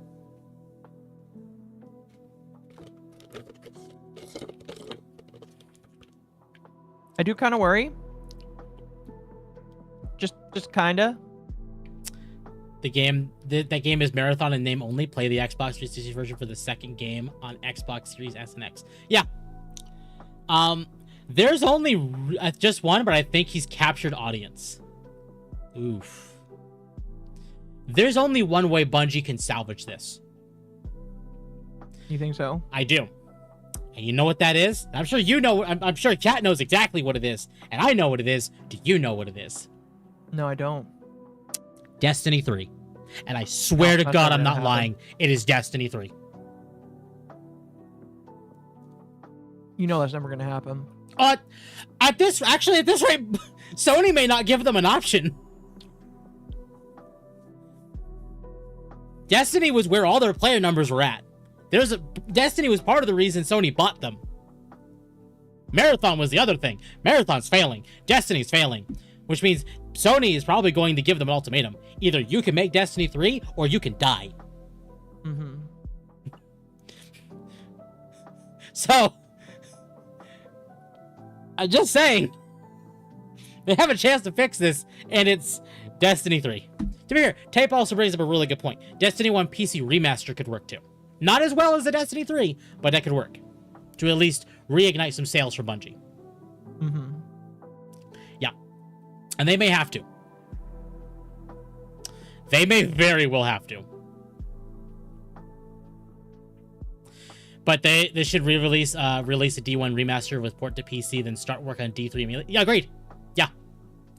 Marathon going free to play is also a really, really good idea.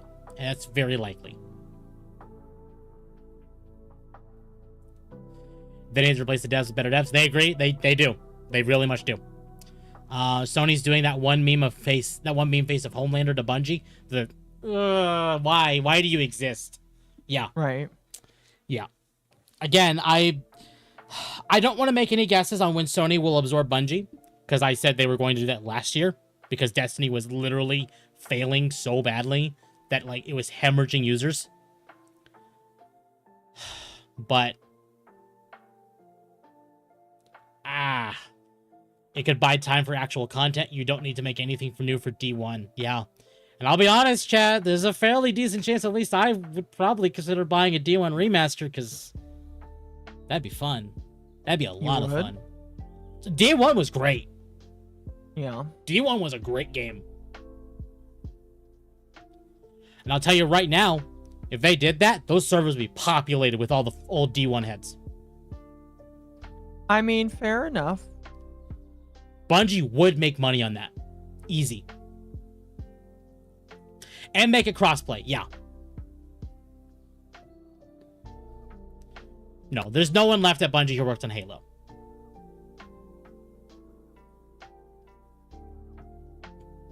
Yeah, I love D1 as well. I would 100% play D1 again. With the graphics and yeah, the zing of Destiny 2. D1 had one expansion, then they fucked it up with Lords of Iron. Victus? No. Rise of Iron was phenomenal, and it had the best raid in the goddamn game. Wrath of the Machine is peak. And I stand by that. Back to saying that you have shitty opinions. Wrath of the Machine is peak raid material. And I loved the Plaguelands. Its story, admittedly, not the greatest. But, peak.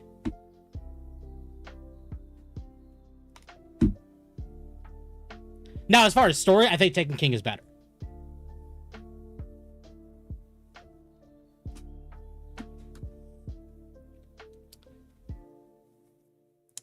Victus has never been so wrong. Damn. To be fair, there are some things about Rise of Iron that are not great. And I think in those spots, Taken King does better. But in terms of the raid experience, I much prefer Wrath of the Machine over King's Fall. Mm-hmm. Wrath of the Machine is a significantly better raid. And that raid, that exotic gun, like, puzzle for Outbreak, oh my god, they have yet to match that. That was fantastic. I don't know if I'd do it again. Well, I'd probably do it again. You would do it again. I'd do it again. I'd do it again, yeah. Yeah. Hey, look, to be fair, I'm just gonna say, even if like you're not a huge fan of Rise of Iron, and you know, I do accept that. That's fine. But for a DLC that was meant to basically like be a placeholder, like, oh, you gotta wait some more time before Destiny 2. You're all wrong. Just look at the player count. I don't care about the player counts at the time. I played that expansion and I loved it.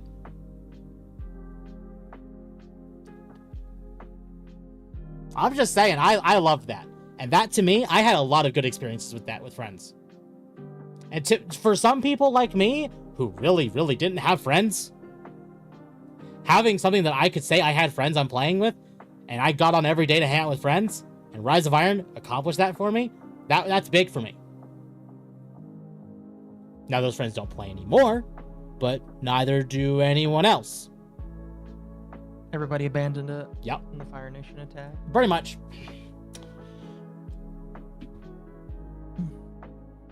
Oh, excuse me. But I don't know. I love Rise of Iron.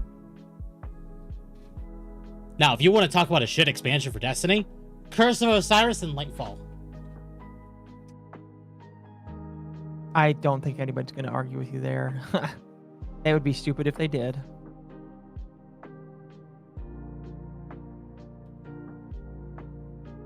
TTK had a low year of no content and people who never came back. Yeah, that's also, yeah. Yes, yeah, but none of those players play anymore, and literally everything is better with other players. No, that's true, but Destiny was always an MMO. It was always intended to be an MMO. So... Anyway, I don't want to get too far into the weeds with that one. Either way, Destiny or Bungie as a company is literally failing miserably. It was foretold it was foretold to us long ago that it would fail.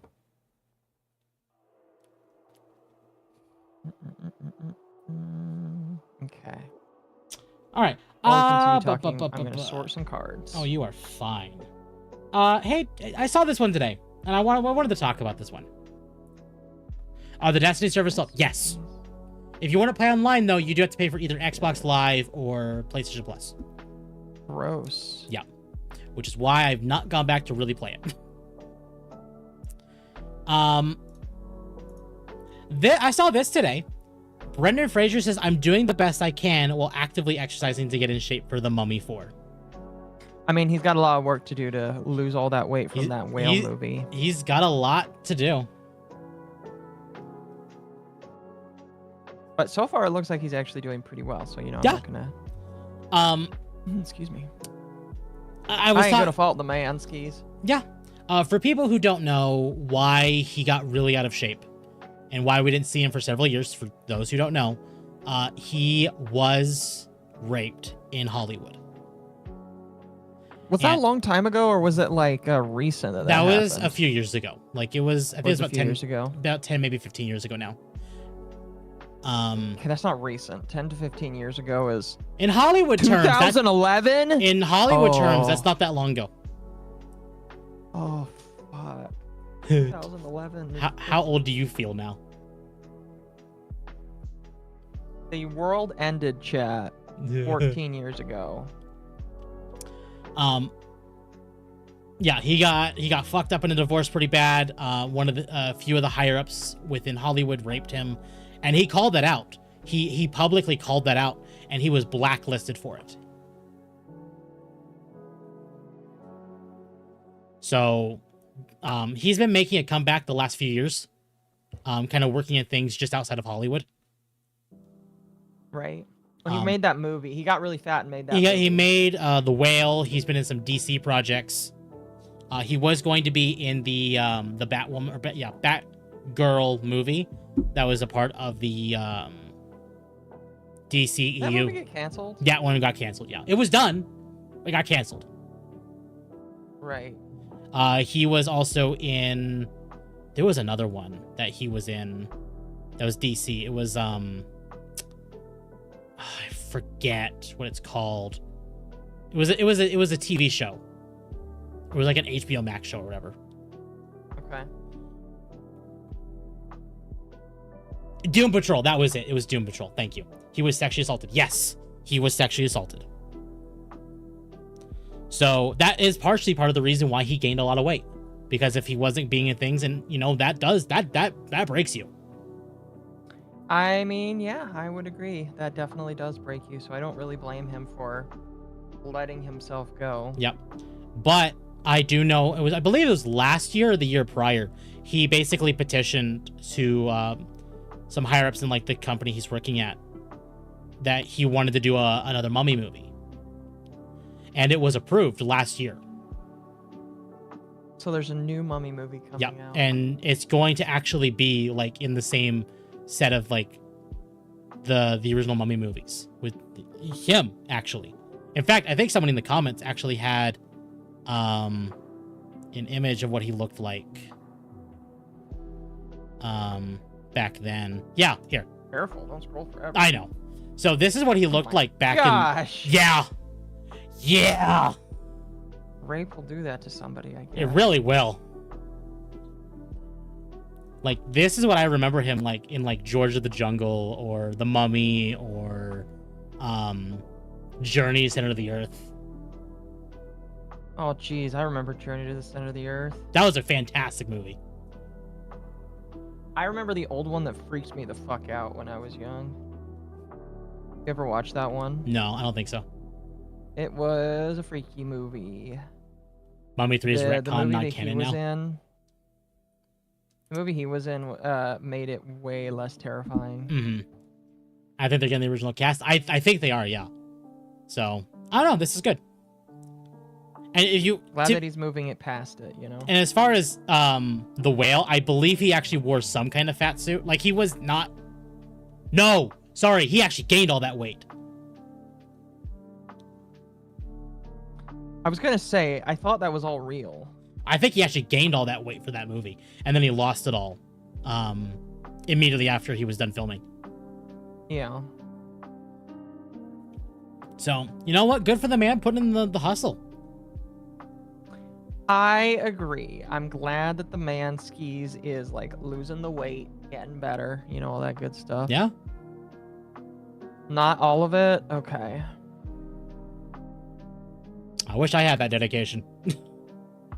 You could have that dedication, Temp. You just got to decide something. Yeah, he gained a lot of it, but they did pat him up. Fair. He gained more weight, but parts were a fat suit. Okay. So not all of it, but some of it. Well, that's good. I guess I'm confused. Like, if only part of it is fat, why do you just not leave it at that? Like, did they want him to be? Well, the movie is fatter in literally the movie? called The Whale. Yeah, I know. I know what it's about. It's about an old fat guy that has a daughter and shit. I've never seen it, but like I know roughly what it's about. Yeah. I've heard at some places it's pretty woke, but I don't know. I have not heard that. But it's been a few years since The Whale came out. All I know is he's won some awards for the movie. But I heard it was basically like his big comeback. Yeah, it was. It really was. Because like before that he was working on like Doom Patrol and that Batgirl movie. But The Whale was like his big comeback. Yeah. He's like 700 pounds by the end. Oh, jeez. Yeah. So obviously he wasn't going to gain 700 pounds, like actually, because that might just kill him. My assumption is if he gains weight during the movie, then I can understand why he wore a fat suit. Yeah. Because you know you're already fat, but you want to like lose the weight over time. He didn't think the whale was going to blow up. Yeah, I remember in interviews he said he did not think the whale was going to get as big as it did. And I mean the movie, not the character.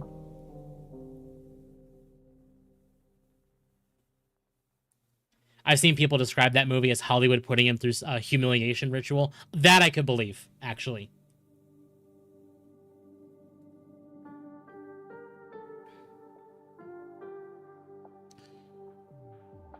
Brendan Fraser was also in Cheeto Man. Okay. Well, I'm glad he's making a comeback, and I know I'm looking forward to the new Mummy movie. Especially after the shit show that was the previous Indiana Jones movie. Like, having another Mummy movie... Like, if he's getting into shape for the movie, that means he has a much bigger role than just what, like, Harrison Ford was wanting. Oh, no. There's a fire starting in the Florida Everglades. Well, no. That's why he cried when he got that standing ovation. Fair. So, I don't know.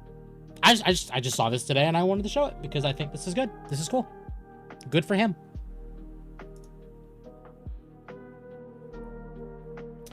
Pause the Everglades, it'll put itself out. I wanted to talk about this one. This one kind of is weird. Stop Killing Games has joined a big coalition pushing back against the new age verification laws that claim to be for our safety. Big companies can't afford the costly ID checks and rules, while small teams, fan fixes for private game servers, and community projects usually cannot. These are exactly what keep old games alive after the makers stop supporting them. One example is the free browser game Urban Dead, which ran for nearly 20 years until its solo developer shut it down in 2025 because of UK rules made it too hard to continue. Stop Killing Games signed an open letter with groups like Mozilla and the Electronic Frontier Foundation. The letter says that while protecting kids' online matters, these wide-range checks create new gatekeepers, collect private data, and shrink the open web. Some of that the rules could make private servers and even some Linux systems illegal in places like California. I did hear about this open letter, and I do think, like, you know, the work is never done for this kind of thing. Yeah, it is nice that this is happening, and I'm glad that they decided to do this. I agree. Yeah. So, what's interesting about this, admittedly, is, and I did not add this second part to the Dogwave docket because this is political, and we're not political, but I am hearing rumors that Keir Starmer is going to be resigning. Which I am in full support of, because he kind of tore apart the EU, or not the EU, he just tore apart England. To be fair, though, get fucked, England, in my personal opinion. The name of the California state ANC now. Yeah, okay. Fair enough. So, we'll see what happens with this. No, he should be allowed to resign and then imprisoned, but glowing much. I would agree.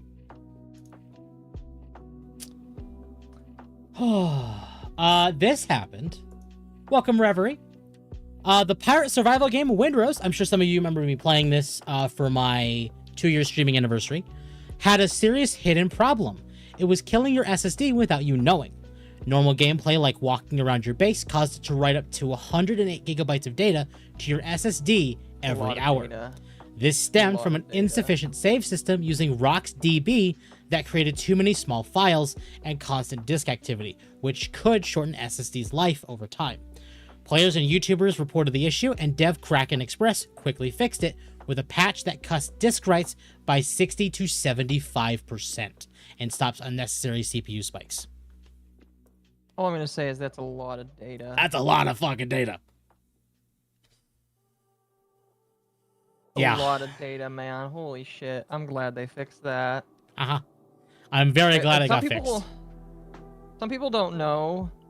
Or, well, okay. I mean, like, I don't say that as an insult, but I think some people just don't, like, recognize, like, how the difference between SSDs and, like, HDDs, because HDDs aren't flash memory like the, like an SSD or like an M.2 is, you know? Yeah. M.2s and SSDs, you know, with the amount of, they have flash memory, which is how it's able to be a lot faster. And so the fact that this is the reason why it's more dangerous to see it happening on this is just like, it is able to happen on this kind of memory because of the type of memory it is. Mm-hmm. I just don't think a lot of people recognize that there's a difference between solid state memory and disk memory. Correct. One is harder to, I don't think this would happen on solids or disk memory, if that makes sense. It would probably be a lot harder. They did not fix it entirely. There's still a ton of issues. I have it running on my machine right now. They only said 60 to 75%. So, yeah. But to be fair, it's a step in the right direction to fix the problem. Sorry to ask this unrelated question, but do you have any recommendation on hard drives? I need to get a new one because my old one is getting old. Hard drives or SSD? If it's hard drive, Western Digital. Just Western Digital. There is another company. Fuck, what's it called? Not Toshiba. It might be Toshiba?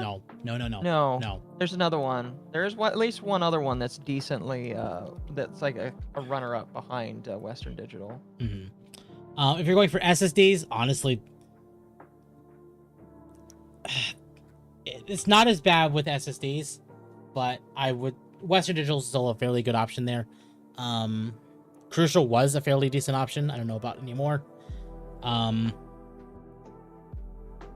HDDs use magnetic disks. Yes. Yeah. Samsung is another good one, but Samsung's expensive. Well, yeah, but they don't do hard disk drives. No, I'm talking about SSDs. True.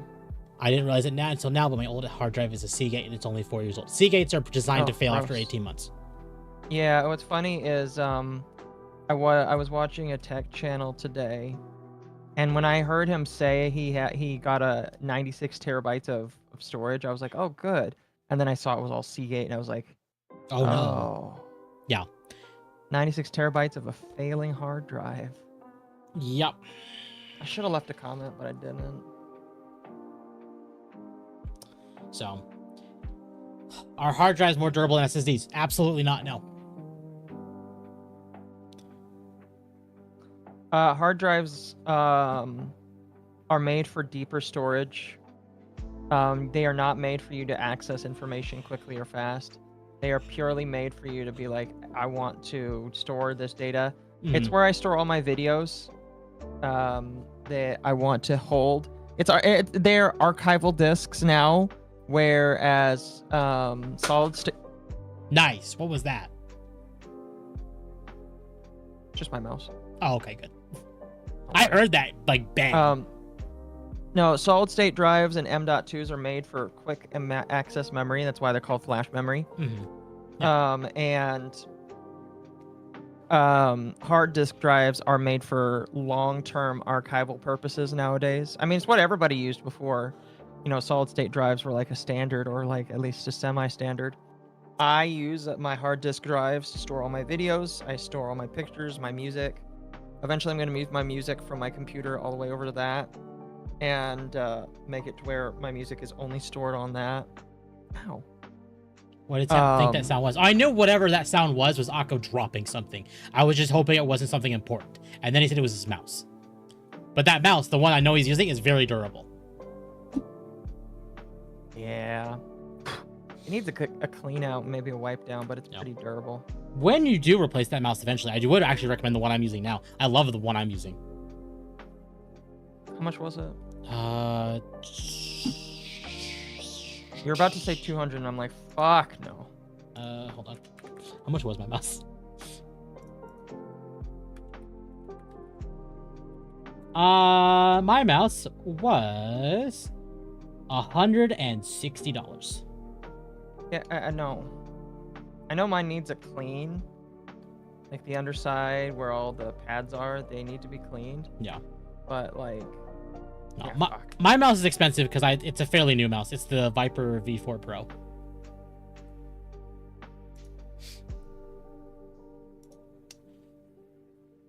I'm still getting it for normal computer use. I want one that will last longer than just 4 years. I do, however, play Steam games on my computer, so it does. So what I recommend is getting an SSD for, like, this is where your operating system is stored. This is where, like, your biggest, like, not your biggest, but like your most important games. I'm gonna use some examples because these are the ones I do. Like if you're like, I have Final Fantasy 14 installed on my SSD. To be fair, I have all SSDs, no HDDs. But I have all my games installed, like my most important ones installed on my SSD, and I wouldn't store any games on a hard drive at all. I would not store your operating system or games on a hard drive. It's good for like just basic storage, but as far as games or your operating system, no. Put that on an SSD. Like, I think Monster Hunter Wilds. I think all the Monster Hunter games. What am I saying? They're all on SSDs because I have nothing but SSDs. Never mind. Ignore me. But yeah. Operating system and game on SSD. Basic storage on HDDs. Pretty much. Not 200, just $199.99. No, it was a very expensive purchase, but my previous mouse was pissing me off enough to the point I was willing to make this massive purchase.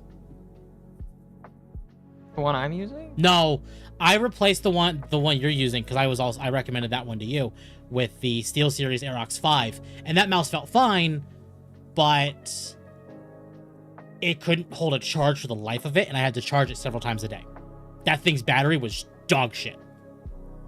So, to the point of me getting just absolutely sick of it, I went ahead and just bought this mouse, because I'm like, I wasn't really sure about Razer, but I'm like, you know what, fine, I can return it if it's a problem, and it hasn't been, and it's been great, and I've only had to charge it since the day I got it once. Fair enough. In fact, right now it's at 78% battery, 76% battery, and I charged it about 5 days ago now. And I leave my computer on, and I leave the mouse on all night. So, fantastic mouse.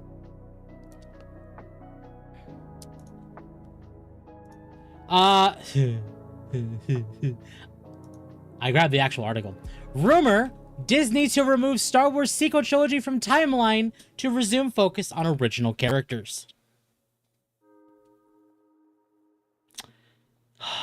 Okay.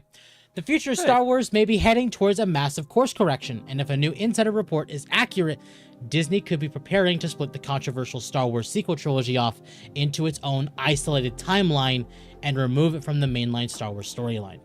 According to an exclusive report from That Park Place's WDW Pro, a source close to Lucasfilm claims internal discussions are underway to branch off the Star Wars sequel trilogy to effectively remove it from the primary continuity and allow future storytellings to pivot back towards legacy characters from the original films. If true, this could be one of the most dramatic franchise shifts in modern Hollywood history. A recent group conducted by Matthew Baloney of Puck News paints a bleak picture of where younger audiences stand with Star Wars. When teens were asked about the franchise, the response wasn't passionate debate or excitement. It wasn't even hate or anger, it was indifference, stating, "I like the old stuff, but the new stuff?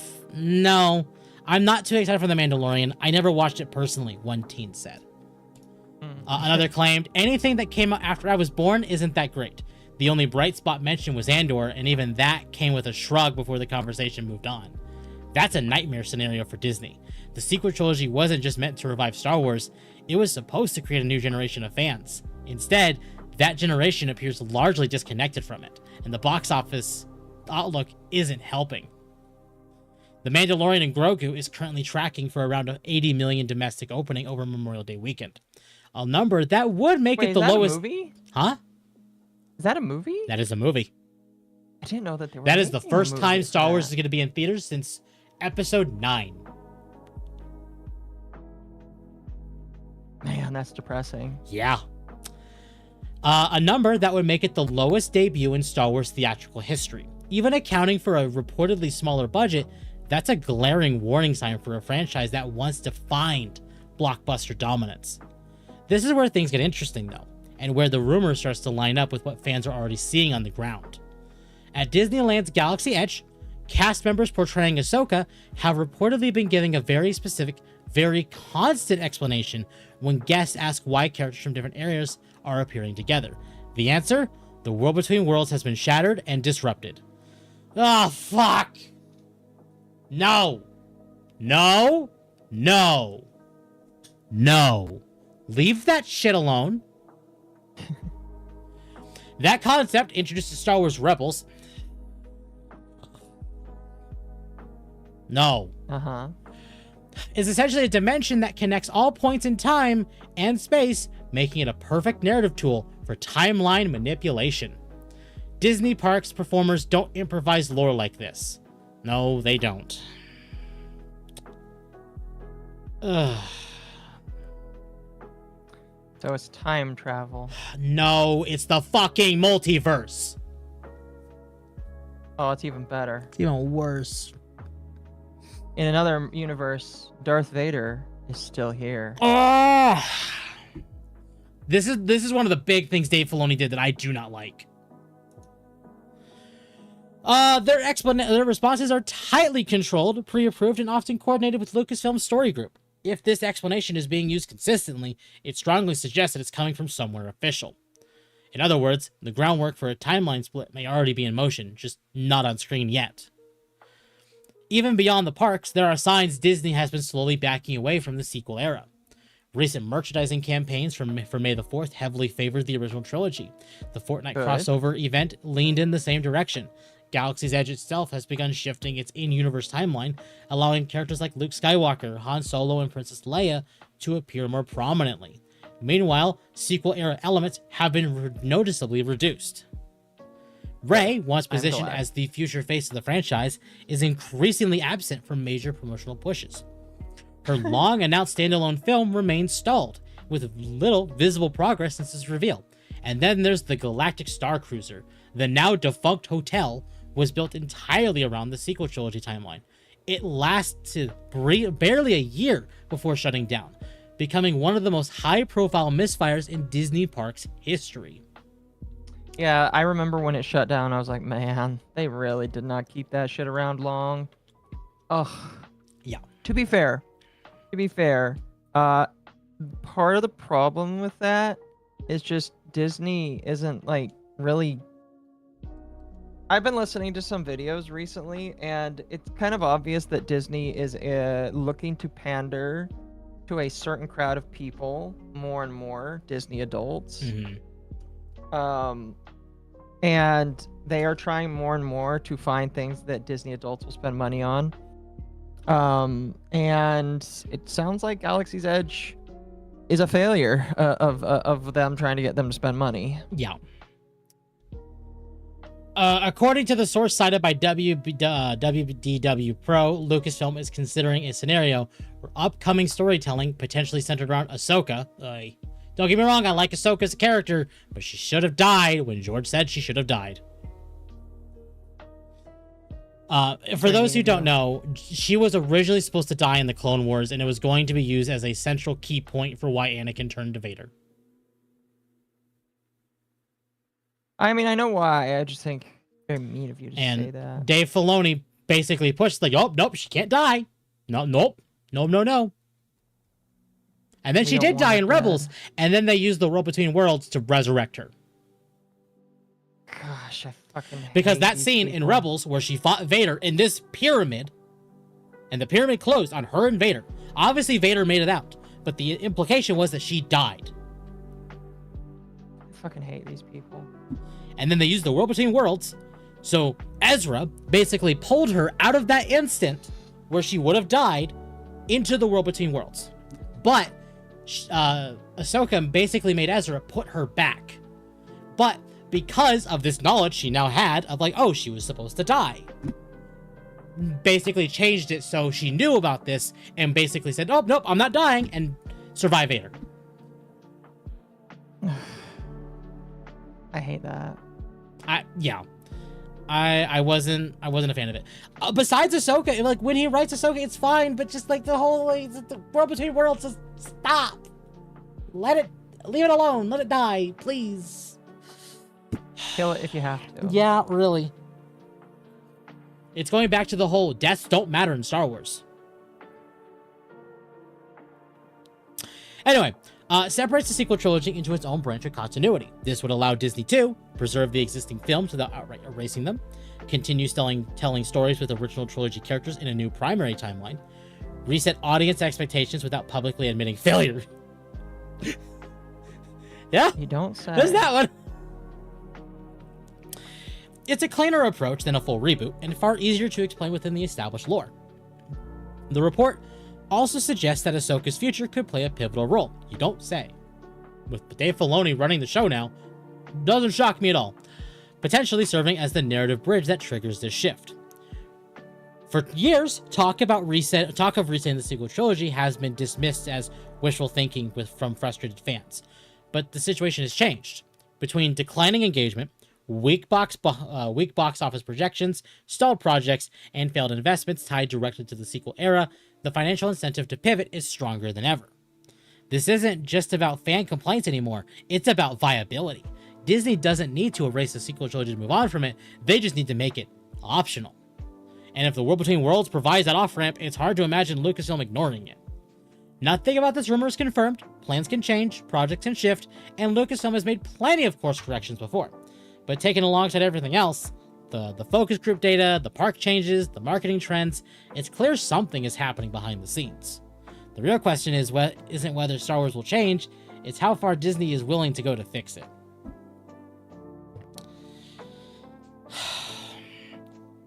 I don't know. That's a good question. I don't know. Yeah. Look, I'm all for everything I'm reading here, just minus the World Between Worlds. If you're going to include the World Between Worlds, just don't push it. Make it very much an optional thing that you can ignore primarily and just use it as a ramp of like, oh, you want to do something here, you want to do something there. That's fine. But don't go around changing characters like reviving Ahsoka because of this. No, I agree. They shouldn't do that. Let it, just ignore it and move on with life. Otherwise, please, the rest of it's great. Well, minus the over-inclusion of Ahsoka. Let the past die. Kill it if you have to. Pretty much. In the same camp of Star Wars, we also apparently... I may have upset some minor people with this one. There was an original post for Fate of the Old Republic that was like, oh, we have former BioWare devs on it. And I responded to this saying, okay, cool. I appreciate former BioWare devs on this. And I do mean former, but it didn't clarify former. And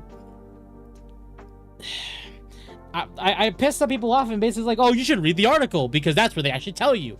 Even though the actual thing didn't say, like the tweet itself didn't say what the former devs were. This one does.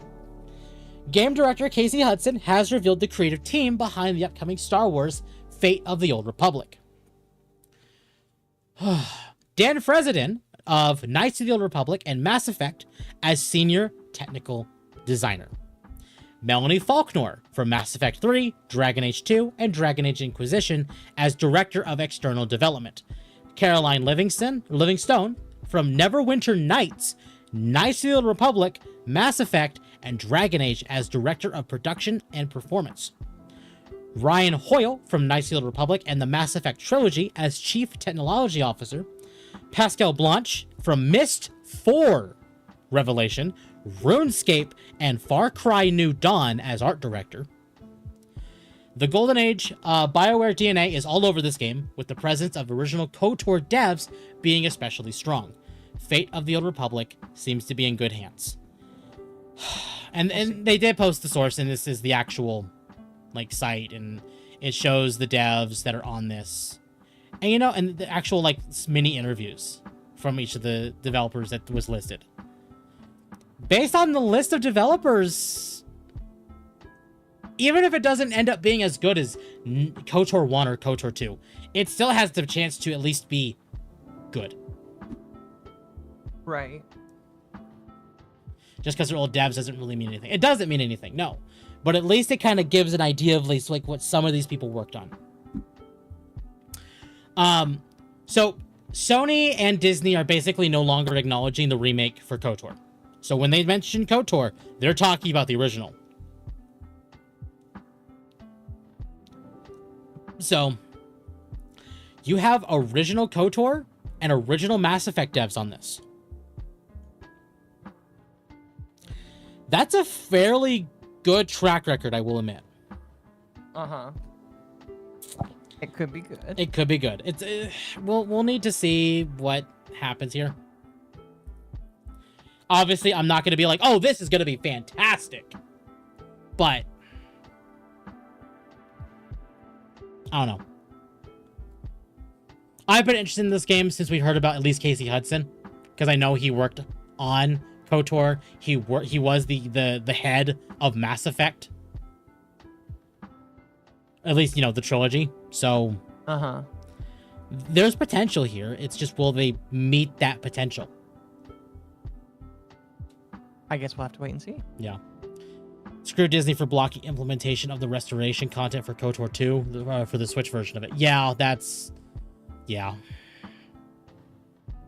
I'll probably watch Shiroi play it. Yeah, Shiroi will probably play it. I might play it on stream. I might not. It depends. What I'm looking forward to, and actually there's a fairly decent chance of this appearing at Summer Game Fest, is the next Star Wars Jedi Fallen Order game. Like the game that's meant to be the sequel to Survivor. That one I'm interested in. Because that's supposed to cap off the Cal Kestis storyline. And I like that storyline. I'm actually really enjoying that one.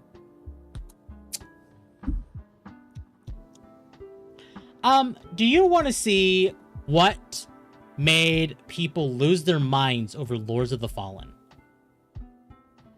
Sure. Okay. Also, just really quickly, we are gonna watch the mixtape shit tonight, right? Because I wanted to talk about that. Can you put stuff in the docket for that? I forgot to grab any of that. Yeah. Cool. Or will it be Disney Star Wars all over again with this new Star Wars? I don't know. We'll have to wait and see. Honestly, it's just a lot of like... It's a lot of wait and see with this. Oh, I put something in the side chat. Yeah, it was the Dusk install guide. I know. Oh, no. You gotta scroll up a little bit. Oh, that. Okay, I see it. It's Fallen just Order. 8 minutes of this guy showing gameplay, and I feel like that's good enough to go through. Fair. We can look at that. Hold on. What is this? Ah, okay.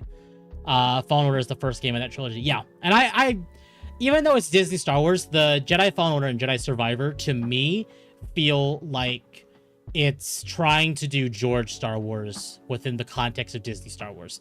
And while it's not perfect, it does really, really well. So, I at least want to see that story capped off. I'm excited for that. Cal survived not only the Jedi Purge, but more importantly, the Ginger Purge.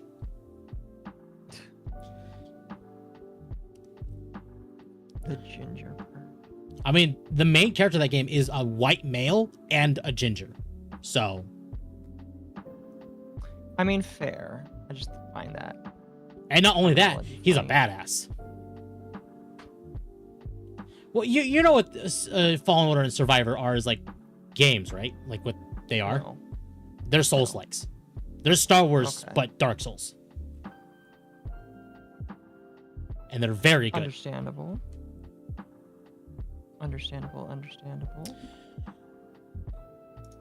Okay. Anyway, Lords of the Fallen. And then we'll look into mixtape.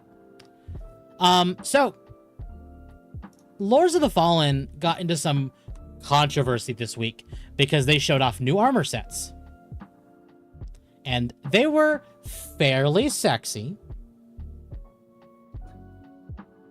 And is the controversy that they have sexy outfits? Yes. How dare they? Okay, so it's not a controversy. It's not an actual controversy. It's just they pissed off the left.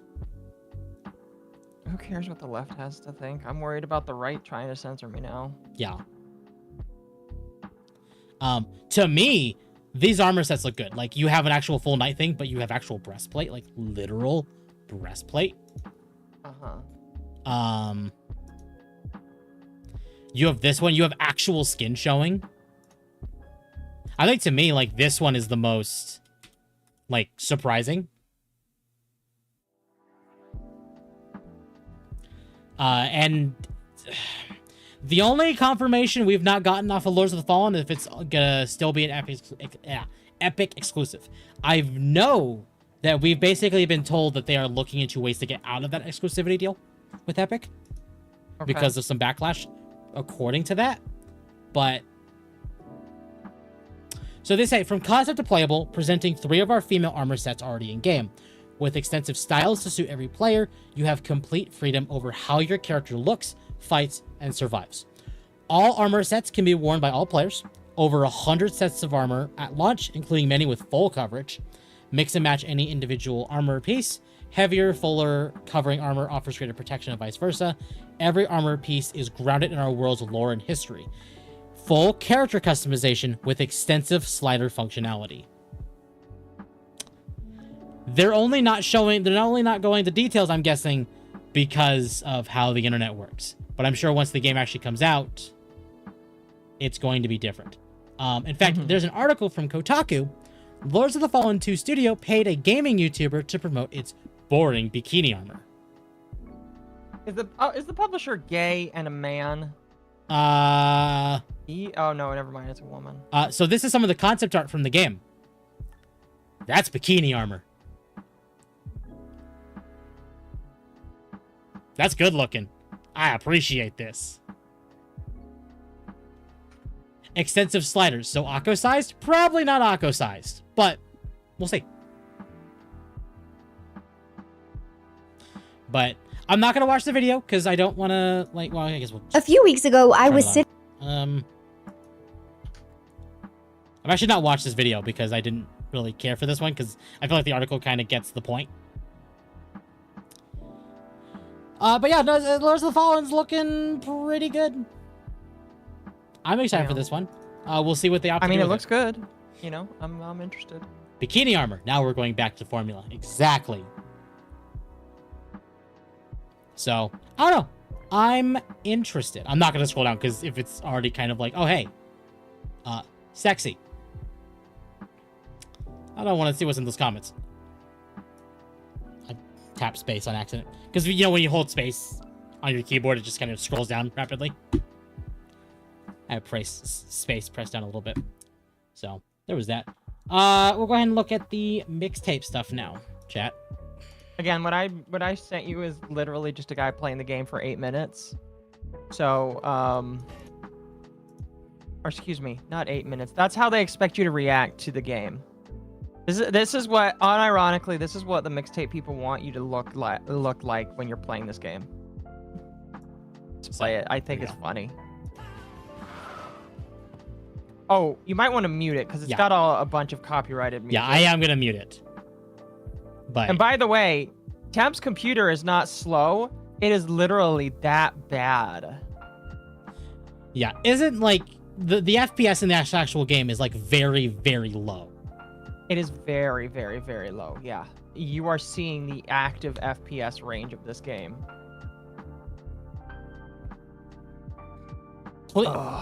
He's really putting in that effort to... I don't know if that's like an overlay or something. Now here's what I suggest you do. You bring up the Steam page for this game. Bring up the fucking Steam page for this game. It's absolutely horrible. Okay, let's go ahead and do that. Mixtape, as I understand it, was supposed to be an homage to like the 90s. Or like love to the 90s or some shit. But what it ends up being is not that. This is a game. And here, just full screen on this if you want. How has this got very positive? You know what? Those must be paid for reviews.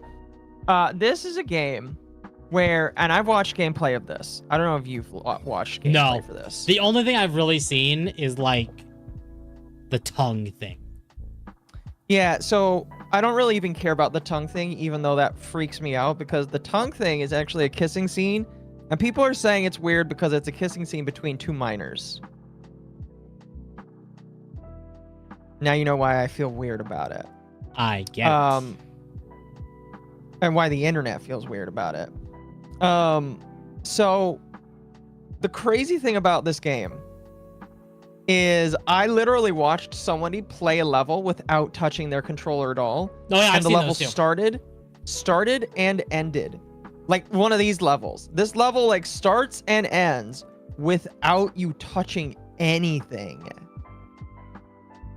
So it is an entire game just based around the idea that you don't have to play it, which is why I think it was rated so highly with game journalists, because it's a game that you can win without doing anything. It's like literally just a walking simulator. People were also laughing at the fact that this game is supposed to take you 6 hours. People have been doing it in 2. That's how bad it is. Here's what I'm curious about. And this is not even remotely close to being over, but oh god, it already looks so bad. I will say, I was tempted to buy this game. You almost bought it in the background. No. I was gonna buy it so I could play it in the background, and you could just stream me doing it. Oh, I see. Okay, that was my plan for like Zoomer Slappa. Okay, it's $20. So, fuck no. I will not be putting my own personal money into this game. I would rather spend $20 on a couple of singles. But yeah, this game is absolute dog shit. What I've been told is that this game was made by a bunch of Nepo babies from a European country. And it's alleged that they bought reviews for this game. I can believe it. Yeah. Virtual Miners Frenching and IGN gave it a 10 out of 10. as they like to say, check their hard drives. And then, there's that. But then, like, the big thing is, like, everybody's saying that is okay, but not marathon. Fuck marathon. Pragmata is a problem. Yeah. Saying that Pragmata is a pedo game. Speaking of correction, Occo, the game finishes itself in 2 hours. This is true. This is true. So right now, Mixtape is at 839 players. How's Pragmata doing? They had a peak at 2,200. 5,000 for a game that came out close to a month ago now. And a single player. That's not too bad.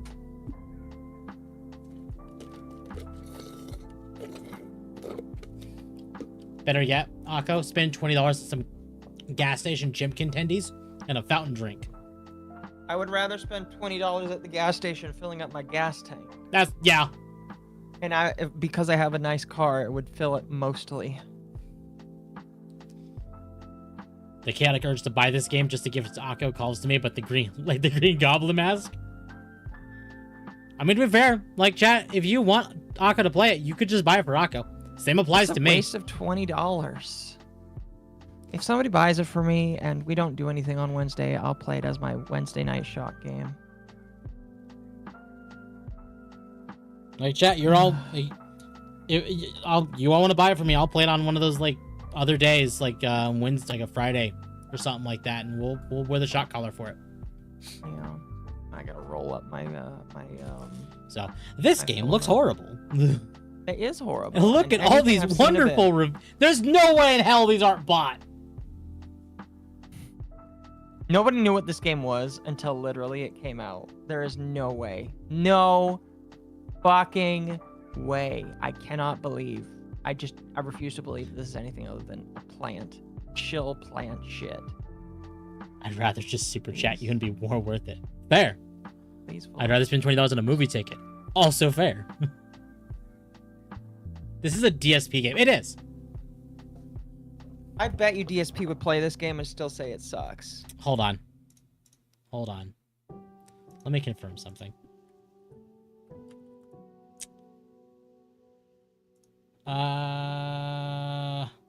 He did make a mixtape video. It was 17 minutes.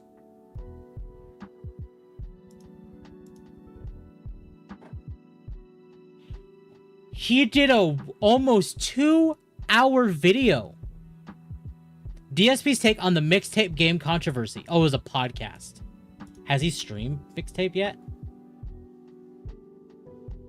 No. See, what you don't understand is DSP is the one journalist that they could not get to. In fact, he's done 2 videos on favorably. mixtape now. Oh my god, his gosh. His videos are not doing good in views. Holy shit. How many views is he getting? Here, I'm just gonna send this to you, and you can enjoy. Actually, you know what? No, chat. We're gonna do this even better. Is he getting Nemesis level numbers? Look at those numbers. You actually can't see the industry plant one. Here, I'll move this over just a little bit. There you go. Enjoy.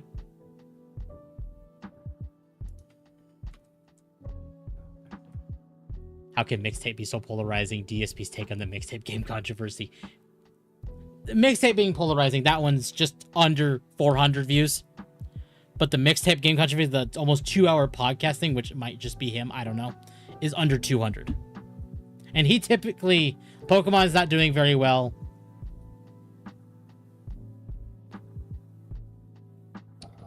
No, it is not.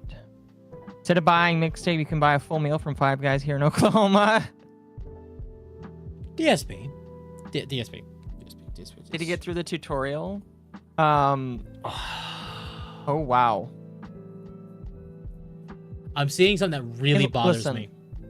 Here's the thing. DSP does better during his live streams, I believe. I'm bothered more by this. Pokemon Fire Red 31. Fire Red 29. Fire Red 30. Excuse me. Those are out of that was here. Mouse PI for Hire 16. Mouse PI for Hire 15. Hold on. I love how his daily rap is just the same font as the Daily Wire. That's amazing. 36, 30. Yeah, okay, DSP. He never uploads an order. Oh, I hate it. He is doing mixtape videos though. As far as streams are concerned, he's not. Oh yeah, streams doing way better. Dude, his streams are well, okay. Listen, he doesn't just stream on this channel. You gotta check his kick. What the fuck? Sorry. April Fools, DSP holds court on Wings of Redemption. DSP holds court on Low Tier God. What the fuck? He private streams or unlists them? Yes. I need to stop looking at this. This is giving me a mild aneurysm. It doesn't feel very familiar to you, though? I'm not going to say anything. No, that's fair. You don't have to say anything. You can just say yes or no, though. Well, then yes. Okay, fair. Oh my god. Oh my god, that just hurts. Couple more things, chat, and then we'll wind it down for the night.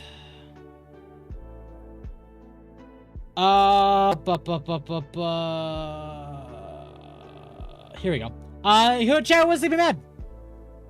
Who wants to be mad, chat? I've been mad all week. Smash JT, Anita Sarkeesian is listed as a consultant for Slay the Spire 2.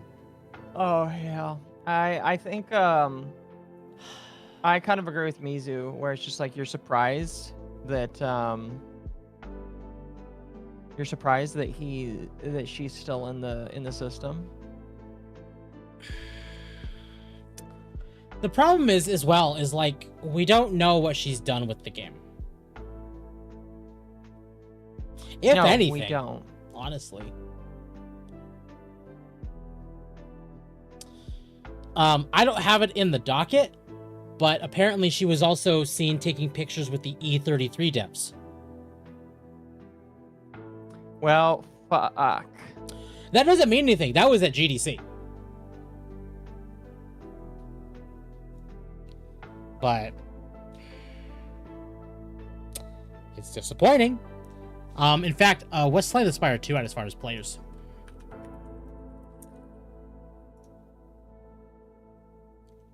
Okay. I do think that ironically they've just got a good game. Oh, it is a fantastic Which game. is why it's so unfortunate that they decided to pair with her for anything. Oh, that's that. Okay, we need to go back here. It's doing really well. And that's the thing too, is like, it's weird that, because Devolver Digital made a quote, basically made a tweet about Anita. And it was like, oh, we defend Anita to the ends of the earth, and so it's not a good look, but Megacrit's not part of Devolver. So maybe are you surprised, Devolver? I kind of thought we always knew that Devolver was a little bit woke. I think we always kind of knew, yeah. It's just, it was weird that Devolver made a statement about it when Megacrit's not part of Devolver. I think that's a little weird. Like, Megacrit is their own thing. I don't know. Look at Steam reviews? Okay.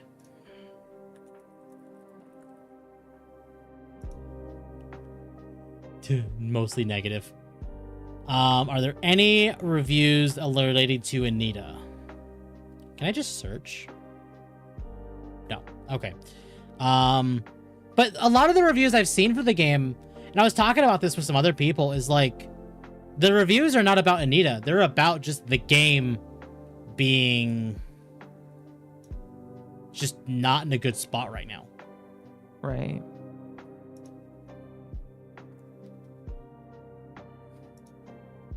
I can't read. I can't read that. To be honest with you, I think a lot of it comes from one country. Yeah. Negative reviews. Sort it by country.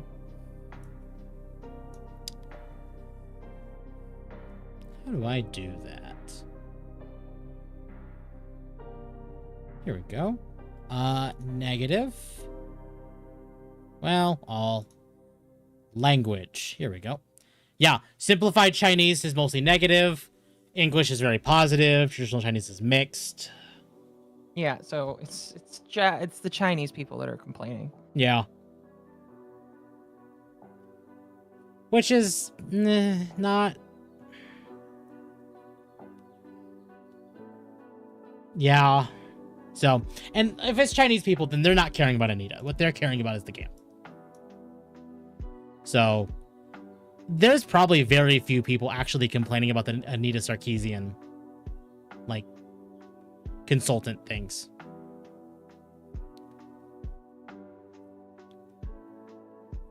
Most all recent about Anita. I mean, I'm sure there are some Anita ones in there. But I don't know.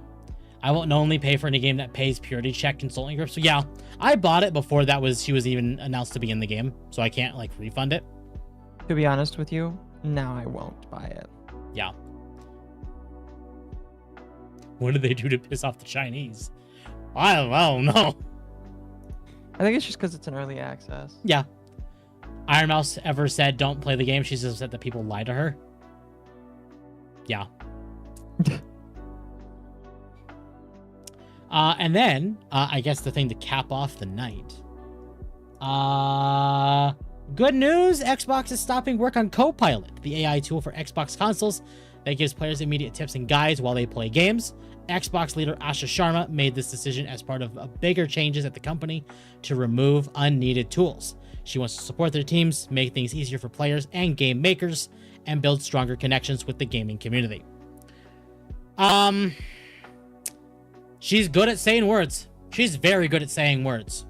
They're removing Copilot. I highly doubt that it's just gonna like not be replaced with something bad. Now, to be fair, what this is saying is that she's having it removed on Xbox, not entirely. Right. Yeah. So, my guess is that they are actually removing some of these things, to try and win favor back. I mean, I would want to as well. They've definitely fucked over a lot of people. Yeah. I don't know. The fake AF Xbox CEO is making a lot of correct decisions. Yeah. The problem is that we're not even seeing it yet. We're just seeing her say a lot of words. The problem with the Chinese is they changed the balance of the game that severed many deck strategies. They're also pissed about Anita. Okay. Fair. So, yeah, it's still on computers. Microsoft is not going to stop working on Copilot. And I actually need to see, like, what happens with... Because a lot of this stuff probably isn't even going to happen until the next Xbox console.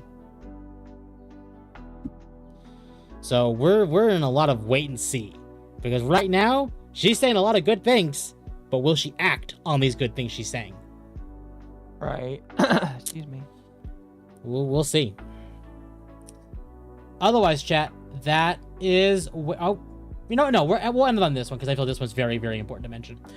Starting May 8th, so this was 2 days ago, Instagram will discontinue its optional end-to-end encryption feature for direct messages. The company announced the change quietly in March, citing low user adoption as the primary reason. Users who enabled the option are now prompted in the app to download their existing encrypted chats before removal. New conversations will no longer have this privacy layer, allowing Meta to access message content for moderation and compliance. Previously encrypted chats remain protected and inaccessible to the platform.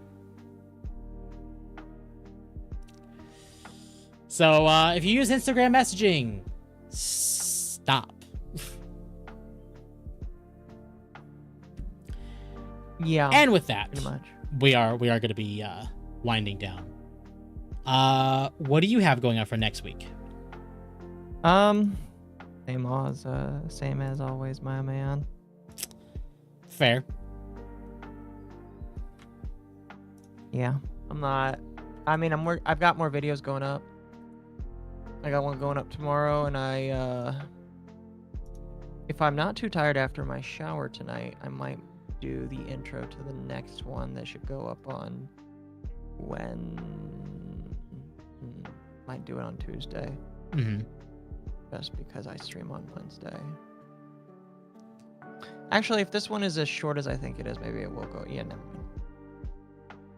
Yeah, so I got some more videos. They're mostly just cut-ups of my most recent streams talking about people. Fair. Yeah.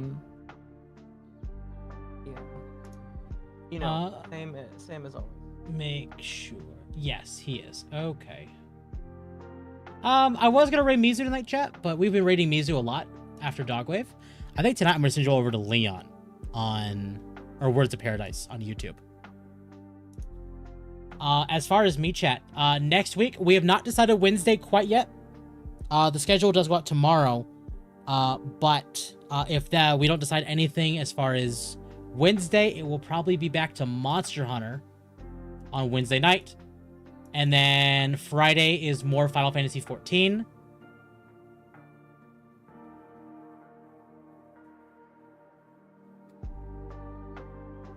And then Saturday should be the end of the Jake campaign for Resident Evil 6. I'm not 100% sure on that, but we're definitely leaning to. Make sure I didn't end stream. Oh, I just checked. He is live, but let me make extra sure he's not just winding down. Depends on the time of apocalypse. It was like a zombie apocalypse. I was the second. No, okay. He's not winding down. All right. So on Twitch, I'm going to send you all over to Mizu. And chat, as a final reminder, if you all enjoy the content I produce, I would greatly appreciate it if you leave the like, subscribe, hit the bell for notifications, join the Discord, as it is the best place to know when I go live. Also, become a member of the channel for dog emotes. Not this week for RE6? Okay, then we'll figure out something for Saturday. I was waiting on that confirmation from Magma, if we were doing RE6 or not. So I will modify my schedule before it goes live tomorrow. Thank you for letting me know, Magma. With that, chat, I'm going to send it over to Leon and Mizu on Twitch. So, chat, behave for the puddle, behave for Leon, and I will see you all on Wednesday for probably Monster Hunter, but I'm not 100% sure. Otherwise, chat, you all have a good week. Be safe. Happy Mother's Day, and I will see you all then.